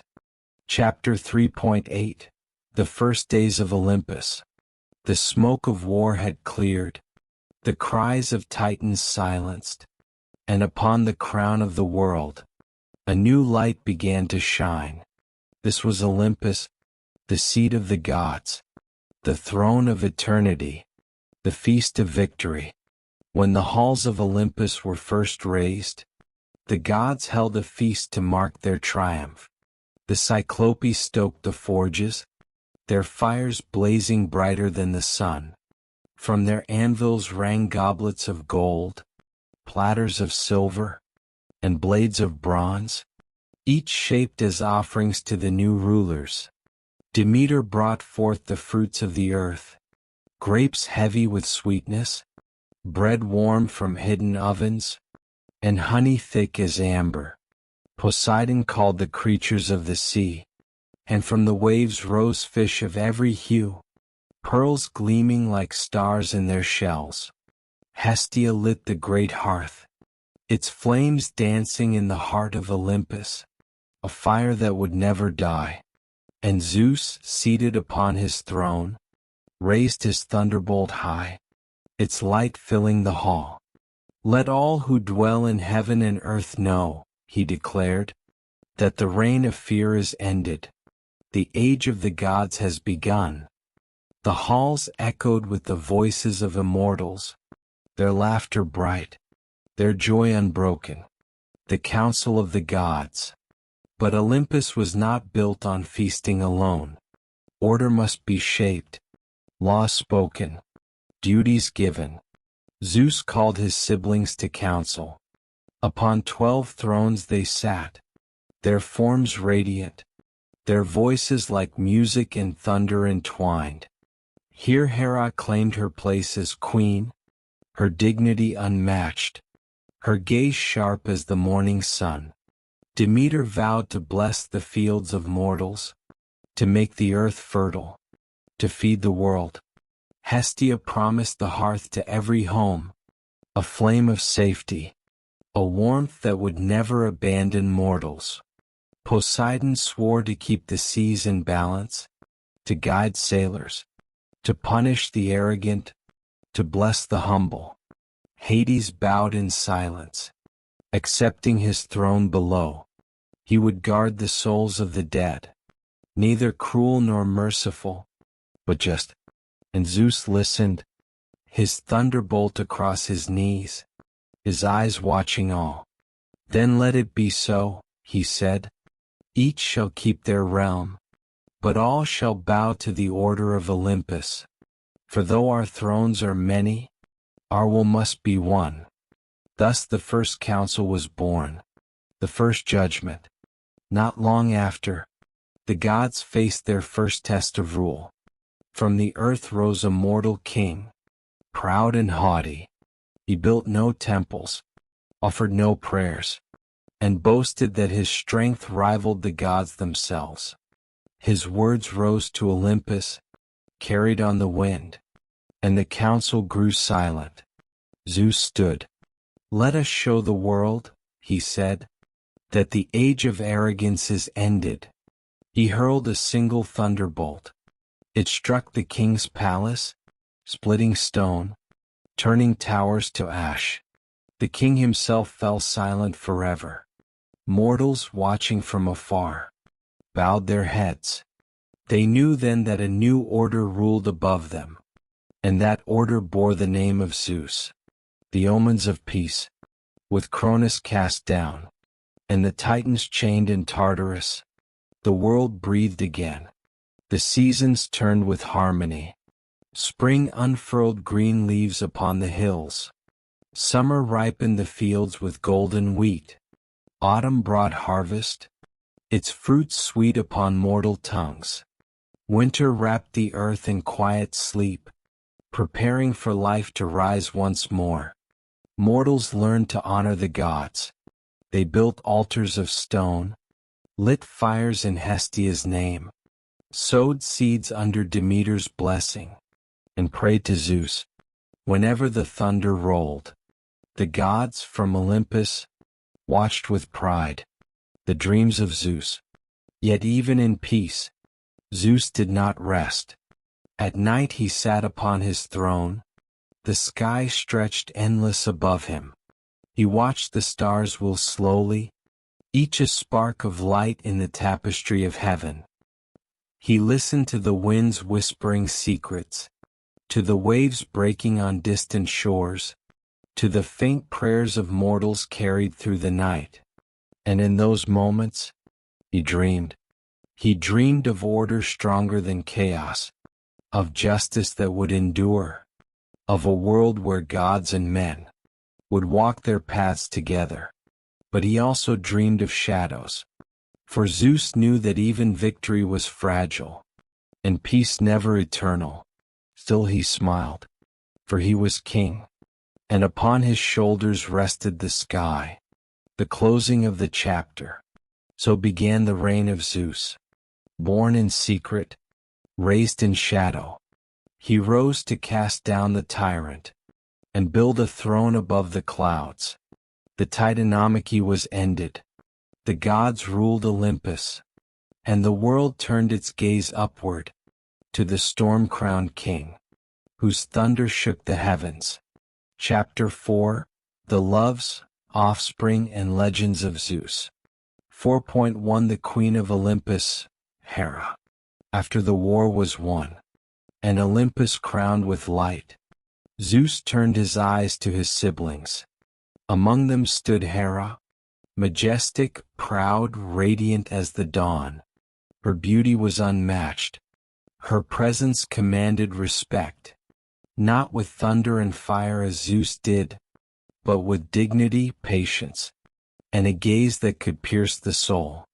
Yet Hera was not easily won. She was wary of Zeus, his storms, his passions, his restless fire. She valued order, loyalty, the sanctity of oaths. So Zeus courted her not with power, but with cunning. One day he descended from his throne, in the form of a small, trembling cuckoo. The bird shivered in the rain, its feathers soaked, its tiny body fragile. Hera, moved by compassion, took the cuckoo into her hands, pressing it against her breast, to warm it, and in that moment, Zeus revealed his true form, radiant, mighty, irresistible. Hera gasped, but his gaze was soft, his voice low. "Be my queen," he said. "Sit beside me, not beneath me. Together we will rule heaven and earth." Hera resisted at first, but his persistence wore her heart. At last she agreed. The wedding of Zeus and Hera was celebrated upon Olympus, with feasts that lasted 1,000 years. All the gods brought gifts. Gaia gave golden apples of immortality. Poseidon offered a pearl crown from the deepest sea, and the Graces wove veils of beauty and charm. Their union seemed eternal. From it came children of power. Ares, god of war, fierce and unrelenting. Hebe, goddess of youth, cupbearer of the gods. Eileithyia, goddess of childbirth, guardian of every laboring mother. But though their thrones stood side by side, their marriage was not without storms. For Zeus's heart was restless, and Hera's pride unyielding. Their love was as fierce as their quarrels, and the echoes of both would shape the legends of ages to come. Chapter 4.2 The Mortal Loves of Zeus. Far across the seas, on the bright shores of Phoenicia, lived a princess named Europa. Her beauty was famed across kingdoms. Her hair dark as polished ebony, her skin radiant as ivory touched by sunlight, her laughter carrying like music across the waves. One morning, Europa wandered along the coast, her hands weaving garlands of spring flowers. The meadow bent before her steps, and even the breeze seemed to pause to caress her hair. From high Olympus Zeus watched. Desire stirred within him, not the fleeting fire of passion alone, but a deep yearning, to claim her, to bind her destiny with his. Yet he knew that to descend in his thunderous form would bring only terror. So he cloaked himself in gentleness, taking the shape of a magnificent white bull. Its hide gleamed like marble, its horns curved like crescents of the moon, its gaze calm and soft. Europa saw the creature grazing by the shore. She laughed, surprised by its beauty. Timid at first, she reached to touch its flank, finding its skin warm and smooth beneath her hand. The bull knelt as if inviting her to climb upon its back. She hesitated, but curiosity, that eternal spark of mortal hearts, drew her forward. With a laugh, she mounted the bull. At once the creature rose. With steady steps, it moved toward the waves. Europa gasped as the sea closed around them, but the bull was calm, its strength steady, its back firm beneath her. Waves crashed, spray glittered in the sunlight, and still they pressed on. The bull carried her across the sea itself, swift and sure, until at last they reached the island of Crete. There, beneath olive groves, Zeus shed his disguise, no longer a bull, but a god radiant with light. He stood before Europa. Her fear turned to awe, and in his presence, her heart yielded. From their union came 3 sons. Minos, who would rule Crete with wisdom and might. Rhadamanthus, famed for his justice, destined to judge the souls of the dead. Sarpedon, who would march as a hero in distant wars. Europa's name would never be forgotten. Even the lands of the West would bear it, called Europe in her honor, a continent blessed by the love of Zeus. The land of Argos. The king Acrisius lived in fear, for an oracle had spoken. His grandson would rise to overthrow him. To prevent this fate, Acrisius locked his daughter, Danae, within a tower of bronze. Its walls gleamed in the sun, its gates sealed with iron, its chambers lit only by narrow slits of light. There Danae lived, alone, her beauty hidden from the world. But no wall, no iron, no prophecy could keep Zeus away. From Olympus he gazed upon her, pity mingling with desire. He longed to bring her comfort, to break her chains of solitude. One night, as Danae lay dreaming, a strange light filled her chamber. It shimmered, glistened, and then descended as a golden rain. Droplets of fire and gold fell through the bronze ceiling, spreading across the floor, sliding upon her skin like warm sunlight. The rain wrapped her in brilliance. Each drop carried the essence of Zeus, and in that light, she conceived a child. When Acrisius discovered the babe, his fear doubled. He cast mother and child into a wooden chest, and hurled it into the sea. But fate would not be denied. The chest washed ashore upon the island of Seriphos, and there Danae raised her son, Perseus, the hero destined to slay Medusa, to rescue Andromeda, to fulfill the prophecy of power. Thus from the union of Zeus and Danae came a legacy that kings and monsters alike would fear. In the kingdom of Sparta, by the banks of a quiet river, lived Leda, queen and beloved of her people. Her grace was famed, her beauty unmatched. One twilight, as the sky burned crimson, Zeus descended to her, not in thunder, but in the form of a swan. Its feathers glowed silver in the fading light, its wings spread wide, its neck curved in elegance. The swan drifted upon the water, soft ripples spreading outward. Leda watched, entranced. The bird approached, nestled against her, its plumage warm against her skin, and in that embrace, Zeus revealed his divine power. From their union were born children unlike any other. Castor and Pollux, the Dioscuri, twin brothers famed as horsemen, saviors of sailors, immortalized as stars in the heavens.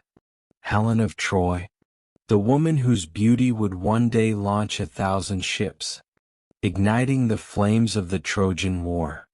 Thus from a quiet riverbank in Sparta was woven a thread of destiny that would shape the fate of nations. Among the daughters of Thebes was Semele, a mortal princess whose beauty rivaled that of goddesses. Zeus's heart burned for her, and in secret he came to her bed. Night after night, he descended in the guise of a man, and she loved him deeply. But Hera, ever watchful, disguised herself as an old woman. She whispered doubts into Semele's ear. If your lover is truly Zeus, let him show himself in his full glory. A god should not hide from the one he loves. Semele, persuaded, begged Zeus to reveal his true form. Zeus warned her, pleaded with her. No mortal may look upon my full divinity and live. But she would not relent. Bound by oath, Zeus revealed himself, his body blazing with lightning, his voice thundering, his form radiant as the sun. The fire consumed Semele. She perished in the brilliance. Yet from her womb Zeus snatched the unborn child, and sewed it into his own thigh. When the time came, the child was born anew. Dionysus, god of wine, revelry, and divine ecstasy. From tragedy came joy.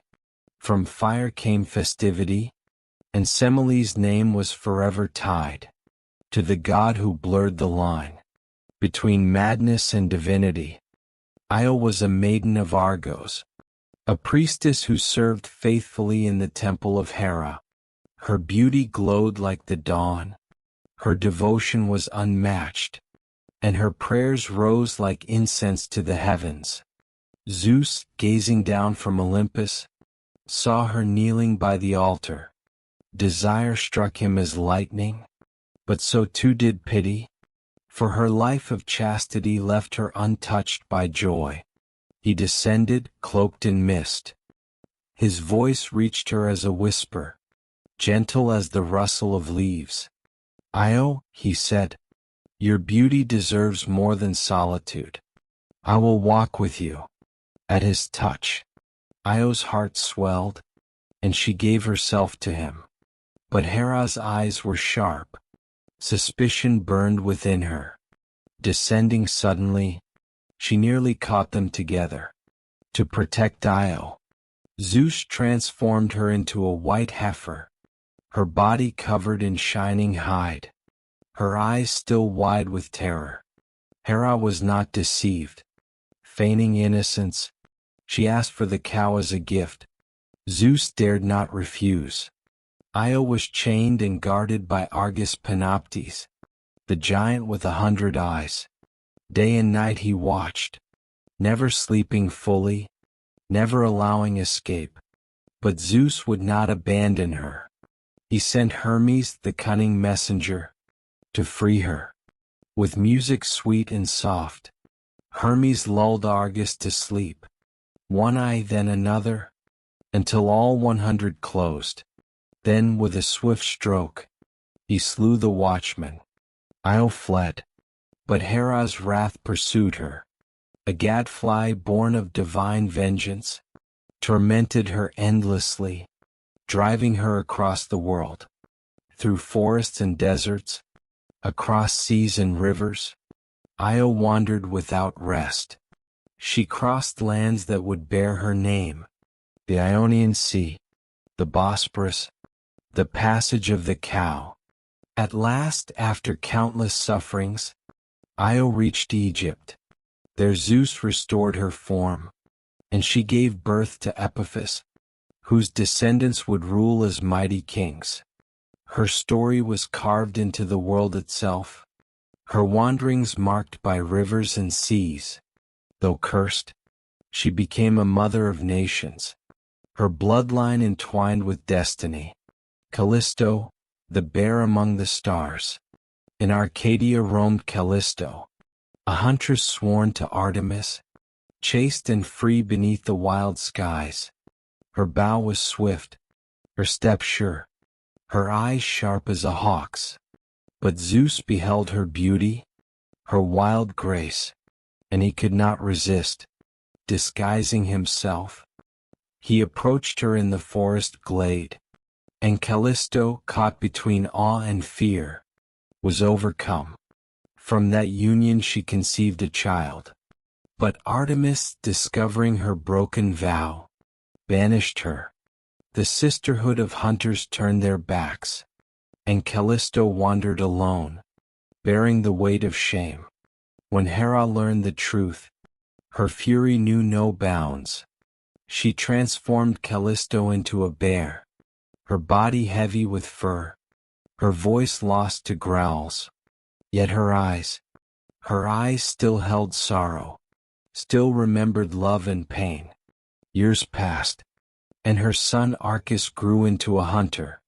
One day he wandered the forest, bow in hand, and came upon a bear. He drew his arrow, but the beast's eyes stopped him, eyes filled with tears, with a love deeper than words. At that moment, Zeus intervened. To spare mother and son, he lifted them into the sky. Callisto became Ursa Major, the great bear, her form traced in stars forever. Arcas became Ursa Minor, the little bear, guiding sailors with his light. And so the tragedy of Callisto was transformed into eternity, a story written across the heavens. Other loves and transformations. Zeus's heart was vast, and his passions boundless. Many tales tell of his unions, each shaping the weave of fate. Io wandering as a cow, her tears turning rivers into milestones of myth. Callisto rising to the stars, her sorrow eternal, her love unforgotten. Antiope, who bore Amphion and Zethus, founders of Thebes, their music and strength shaping a city's fate. Alcmene, who gave birth to Heracles, the greatest of heroes, his labors echoing across all ages. Nemesis, goddess of retribution, who bore Helen of Troy, the mortal whose beauty would burn kingdoms. Each love was more than passion. It was the sowing of destiny, the forging of threats, that would bind mortals and gods alike.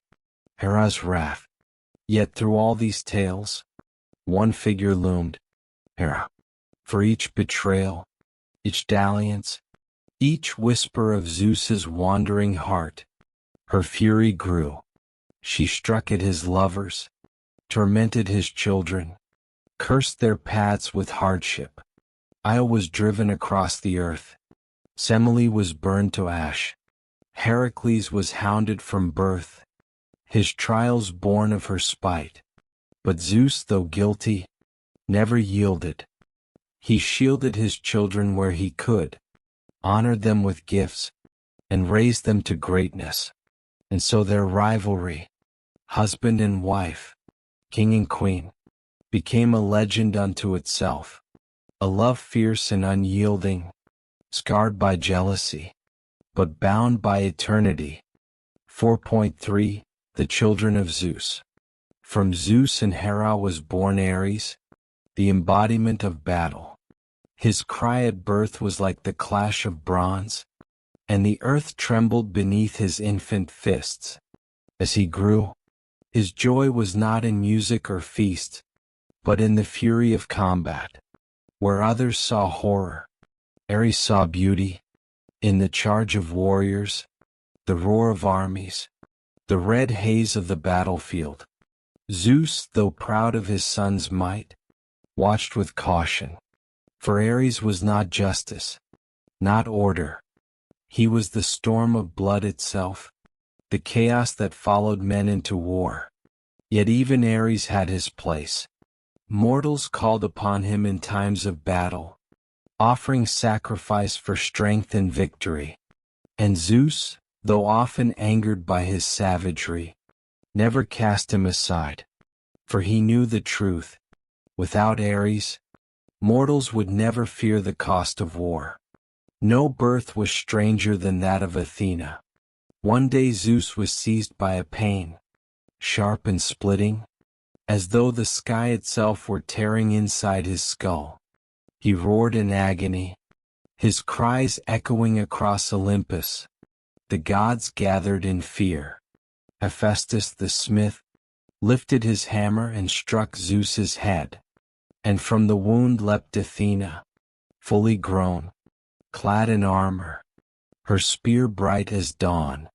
She stood before her father, calm and wise, her eyes sharp with reason. Zeus gazed at her in awe. Here was no child of weakness, but a goddess of wisdom and war, the perfect balance to Ares's fury. She became his dearest daughter, his counselor, his companion in the councils of Olympus. Through her, Zeus learned patience, and through him, Athena found purpose. From the embrace of Zeus and Leto came twins who would shine across the ages. First was Apollo, god of light, music, and prophecy.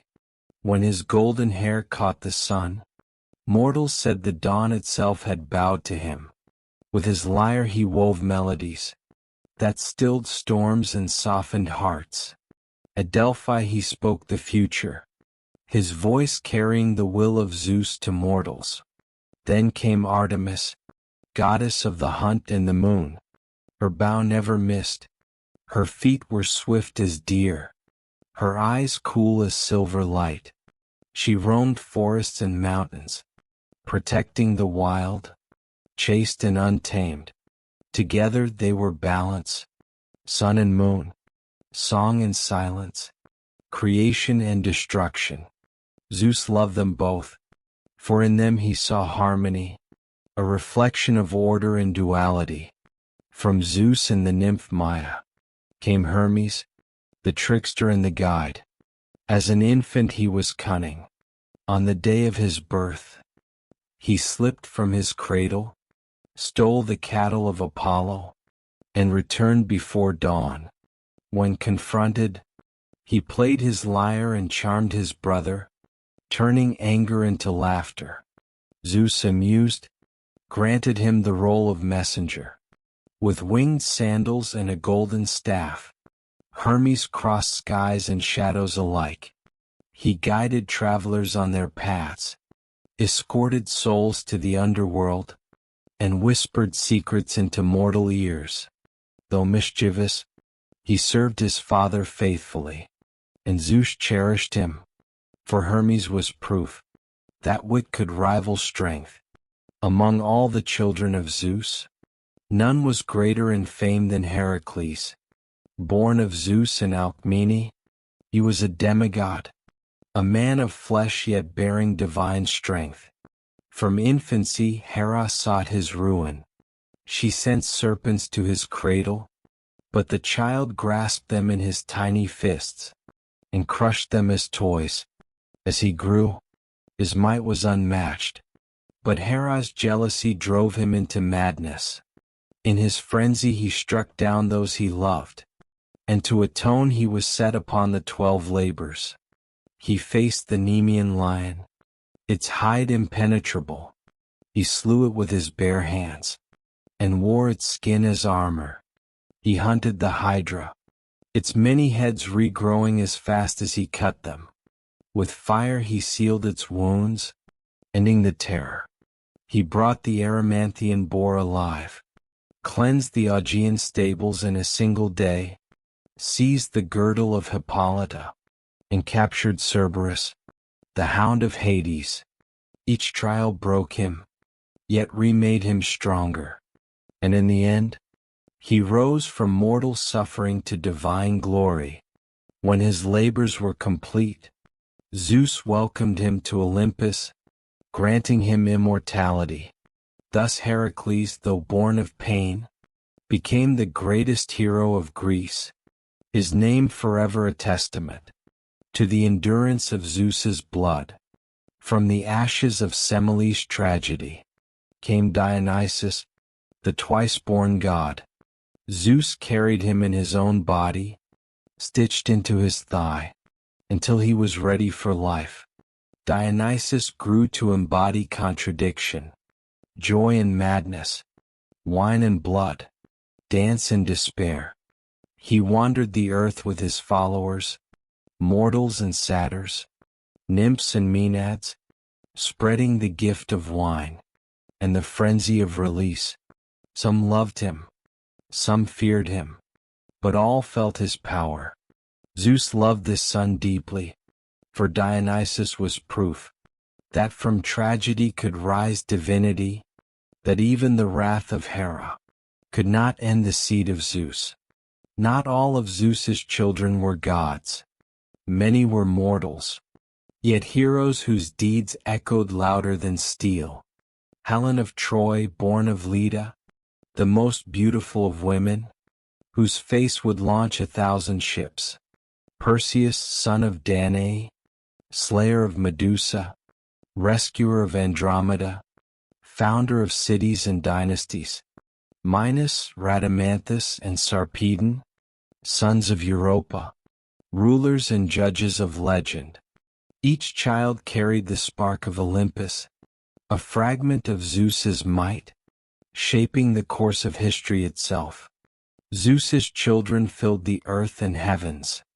Through them he touched every realm, war and wisdom, music and prophecy, travel and trickery, madness and revelry, mortality and heroism. But they were more than names. They were symbols. Through them Zeus's reign extended, beyond Olympus, into the hearts of mortals. Every temple raised, every story told, every star shining in the night, all whispered of the children of Zeus. Chapter 5. Zeus, judge and guardian of cosmic order.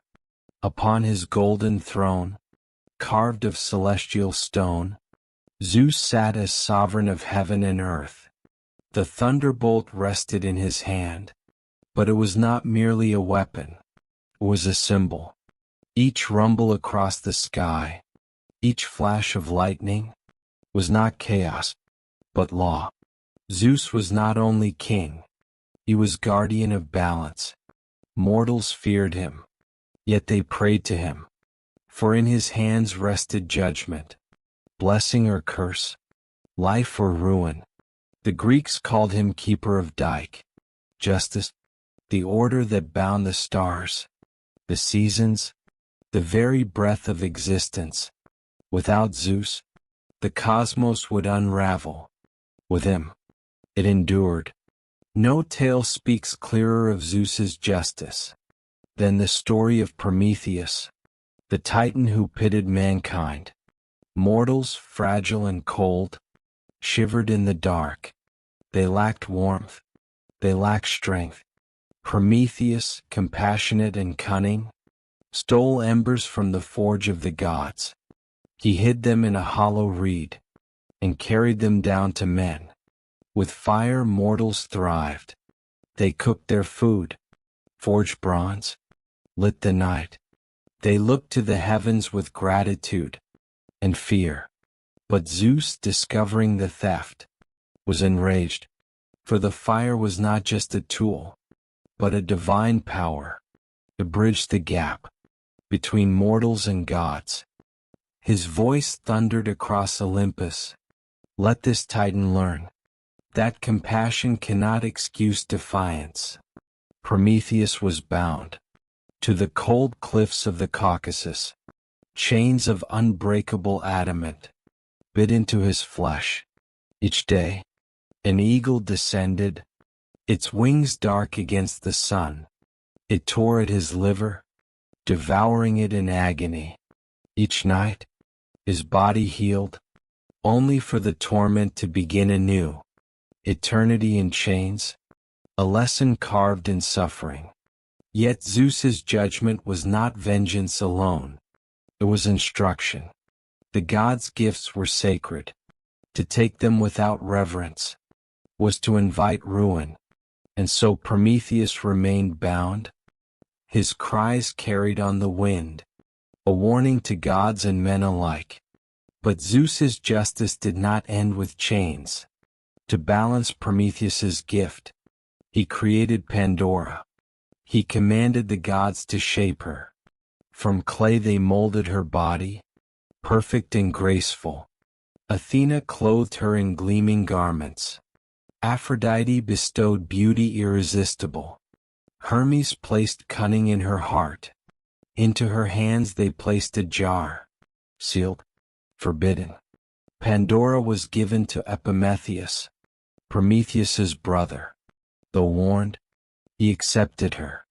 Curiosity, a spark as old as time, overwhelmed her. She lifted the lid. From the jar poured all the world's evils. Sickness, sorrow, envy, war, death. They scattered across the earth, settling in mortal hearts. Pandora, terrified, slammed the jar shut. But only one thing remained inside: hope. Zeus had balanced the scales. For every suffering, mortals carried a seed of endurance. His justice was harsh, but it was never without balance. Yet mankind faltered again. In time, mortals grew arrogant. They shed blood without honor, mocked the gods, and forgot their oaths. Zeus watched. He heard their cries, not of prayer, but of cruelty, and his heart grew heavy. The earth must be cleansed, he declared. He summoned Poseidon. Together they loosed the flood. The skies wept without end. Rain fell in torrents, rivers swelled, oceans swallowed the land.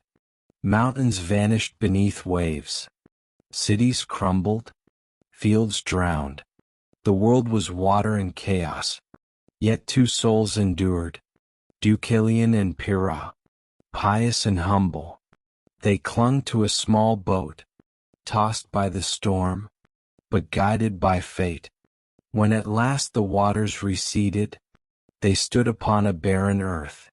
The oracle spoke, "Cast the bones of your mother behind you." They understood. Mother was Gaia, the earth, and her bones were stones. They cast stones over their shoulders. From those stones rose men and women, a new race, stronger, wiser, grateful for life. Zeus had destroyed, but he had also renewed. Justice was not only wrath, it was rebirth. Even after the Titanomachy, the cosmos was not free of chaos. From the depths of Gaia rose Typhon, the monstrous storm of vengeance. His body was vast. His arms stretched across horizons. His wings darkened the sun. From his jaws poured fire, and his voice was a roar of mountains breaking. The gods fled in terror. To Egypt they ran, hiding in animal shapes. But Zeus stood firm. He lifted the thunderbolt. The skies burned with light. Winds howled. Oceans boiled. Mountains shook. The battle raged. Typhon's flames seared the heavens. Zeus's bolt split the earth. At last, with a final strike, Zeus hurled Typhon into Tartarus. Chains bound him beneath Mount Etna, where his screams became the voice of the volcano. Order had triumphed over chaos once more. But Zeus was not only warrior and judge. He was also protector. As Zeus Xenios, he guarded travelers, ensuring hospitality among mortals. To harm a guest was to defy him. As Zeus Horkios, he watched over oaths. Every promise, every sworn word, was sacred in his sight. To break it was to invite thunder. And so mortals lived with care, honoring strangers, keeping their vows. For in their silence, they heard the thunder's warning. Thus Zeus ruled, not as tyrant, but as guardian. He struck when arrogance swelled, but blessed when reverence endured. He destroyed, but he also restored. His justice was not blind. It was heavy, deliberate, like the weight of the sky itself. Mortals and gods alike bowed before him, not only out of fear, but out of respect. For they knew, without Zeus, there was no order. Without order, there was no world. Chapter 6. The Eternal Legacy of Zeus. Night fell upon Olympus. The palaces of marble gleamed silver beneath the moon, their columns wrapped in drifting clouds, their gardens whispering with the breath of eternal laurels. Zeus sat upon his throne. The thunderbolt rested idle at his side, but his gaze stretched far beyond. He looked upon the stars, upon the oceans, upon the mortal fires flickering in the valleys below. He was not a king in that moment, nor a warrior, nor a lover. He was a guardian, silent, unyielding, watching. For Zeus knew this truth. Kings rise and fall. Temples are built and crumble. Empires blaze and vanish. But the order of the cosmos endures, and he is its keeper. Mortals whispered his name at dawn. Farmers prayed for rain beneath his sky. Sailors begged his mercy when storms raged. Warriors lifted their spears and called to him for strength. Every oath sworn, every guest welcomed, every offering placed upon an altar, all carried his presence. He was not only a god in the heavens. He lived in the daily rhythm of mankind. In each clap of thunder, mortals heard a warning. In each bolt of lightning, they saw judgment. But also, in the soft rain that nourished their fields, they felt his blessing. In the gentle breeze that carried their ships, they sensed his protection. Zeus was not distant. He was near, woven into the very breath of life. More powerful than temples, more enduring than statues, were the stories. Fathers told their sons of the Titanomachy, of how Zeus hurled Cronus into Tartarus. Mothers told their daughters of Europa, of Danae, of the loves and sorrows of mortals who touched the divine. Poets sang of his children, Athena wise, Apollo radiant, Heracles strong. And each story was a thread, woven into the vast tapestry of time. Even when stone crumbled, the tales remained. Zeus lived in every word spoken around a hearth, in every whisper carried by the wind. As long as stories endured, he would never fade. The heavens themselves bore witness to him. The great bear and the little bear, Callisto and her son, shone as reminders of his mercy. The eagle of Prometheus's torment soared among the stars, a mark of his justice. The thunderbolt blazed in constellations, flashing in storms across the night sky. Mortals looked upward and saw not emptiness, but order written in light. Each constellation whispered of Zeus, each star a symbol of his reign. Zeus was not the first god. He rose from chaos and struggle, from betrayal and prophecy. Nor would he be the last. Yet his throne endured. His reign stretched across ages. For unlike Uranus, he was not distant. Unlike Cronus, he was not consumed by fear. Zeus ruled with a balance of strength and wisdom, wrath and mercy. He listened, he judged, he acted. This balance made him eternal. It made him more than a god. It made him a symbol. Imagine for a moment a storm rolling across the sea. Waves rise, winds howl, thunder cracks the heavens. In that storm is Zeus. Now imagine a shepherd, alone on a quiet hill, lifting his eyes to the stars, and whispering a prayer for his family. In that prayer is Zeus. Now imagine a traveler, welcomed into a stranger's home, given bread and water. In that act of kindness is Zeus. He was not only in the heights of Olympus, he was within mankind itself, in their laws, their hopes, their fears, their songs. Zeus endured in the human heart, and when the night deepens, when the winds still, and the stars drift silently above, Zeus leans back upon his throne. He closes his eyes, not in weakness, but in trust, for the universe breathes, balanced and whole. The gods rest, the mortals dream, the oceans whisper, the forests sigh. All is in harmony, all is in order, and though Zeus sleeps, his watch never ends. For thunder lies in silence, and justice lies in stillness. He is always there, the hidden pulse of the cosmos. Thus Zeus remains, not only in Olympus, not only in the heavens, not only in temples of stone or offerings of grain. He remains in myth, in memory, in story. As long as mortals look to the sky, as long as storms roll across the sea, as long as thunder shakes the mountains, they will whisper his name. The storm, the law, the balance, the protector. He is not merely a god. He is eternity itself.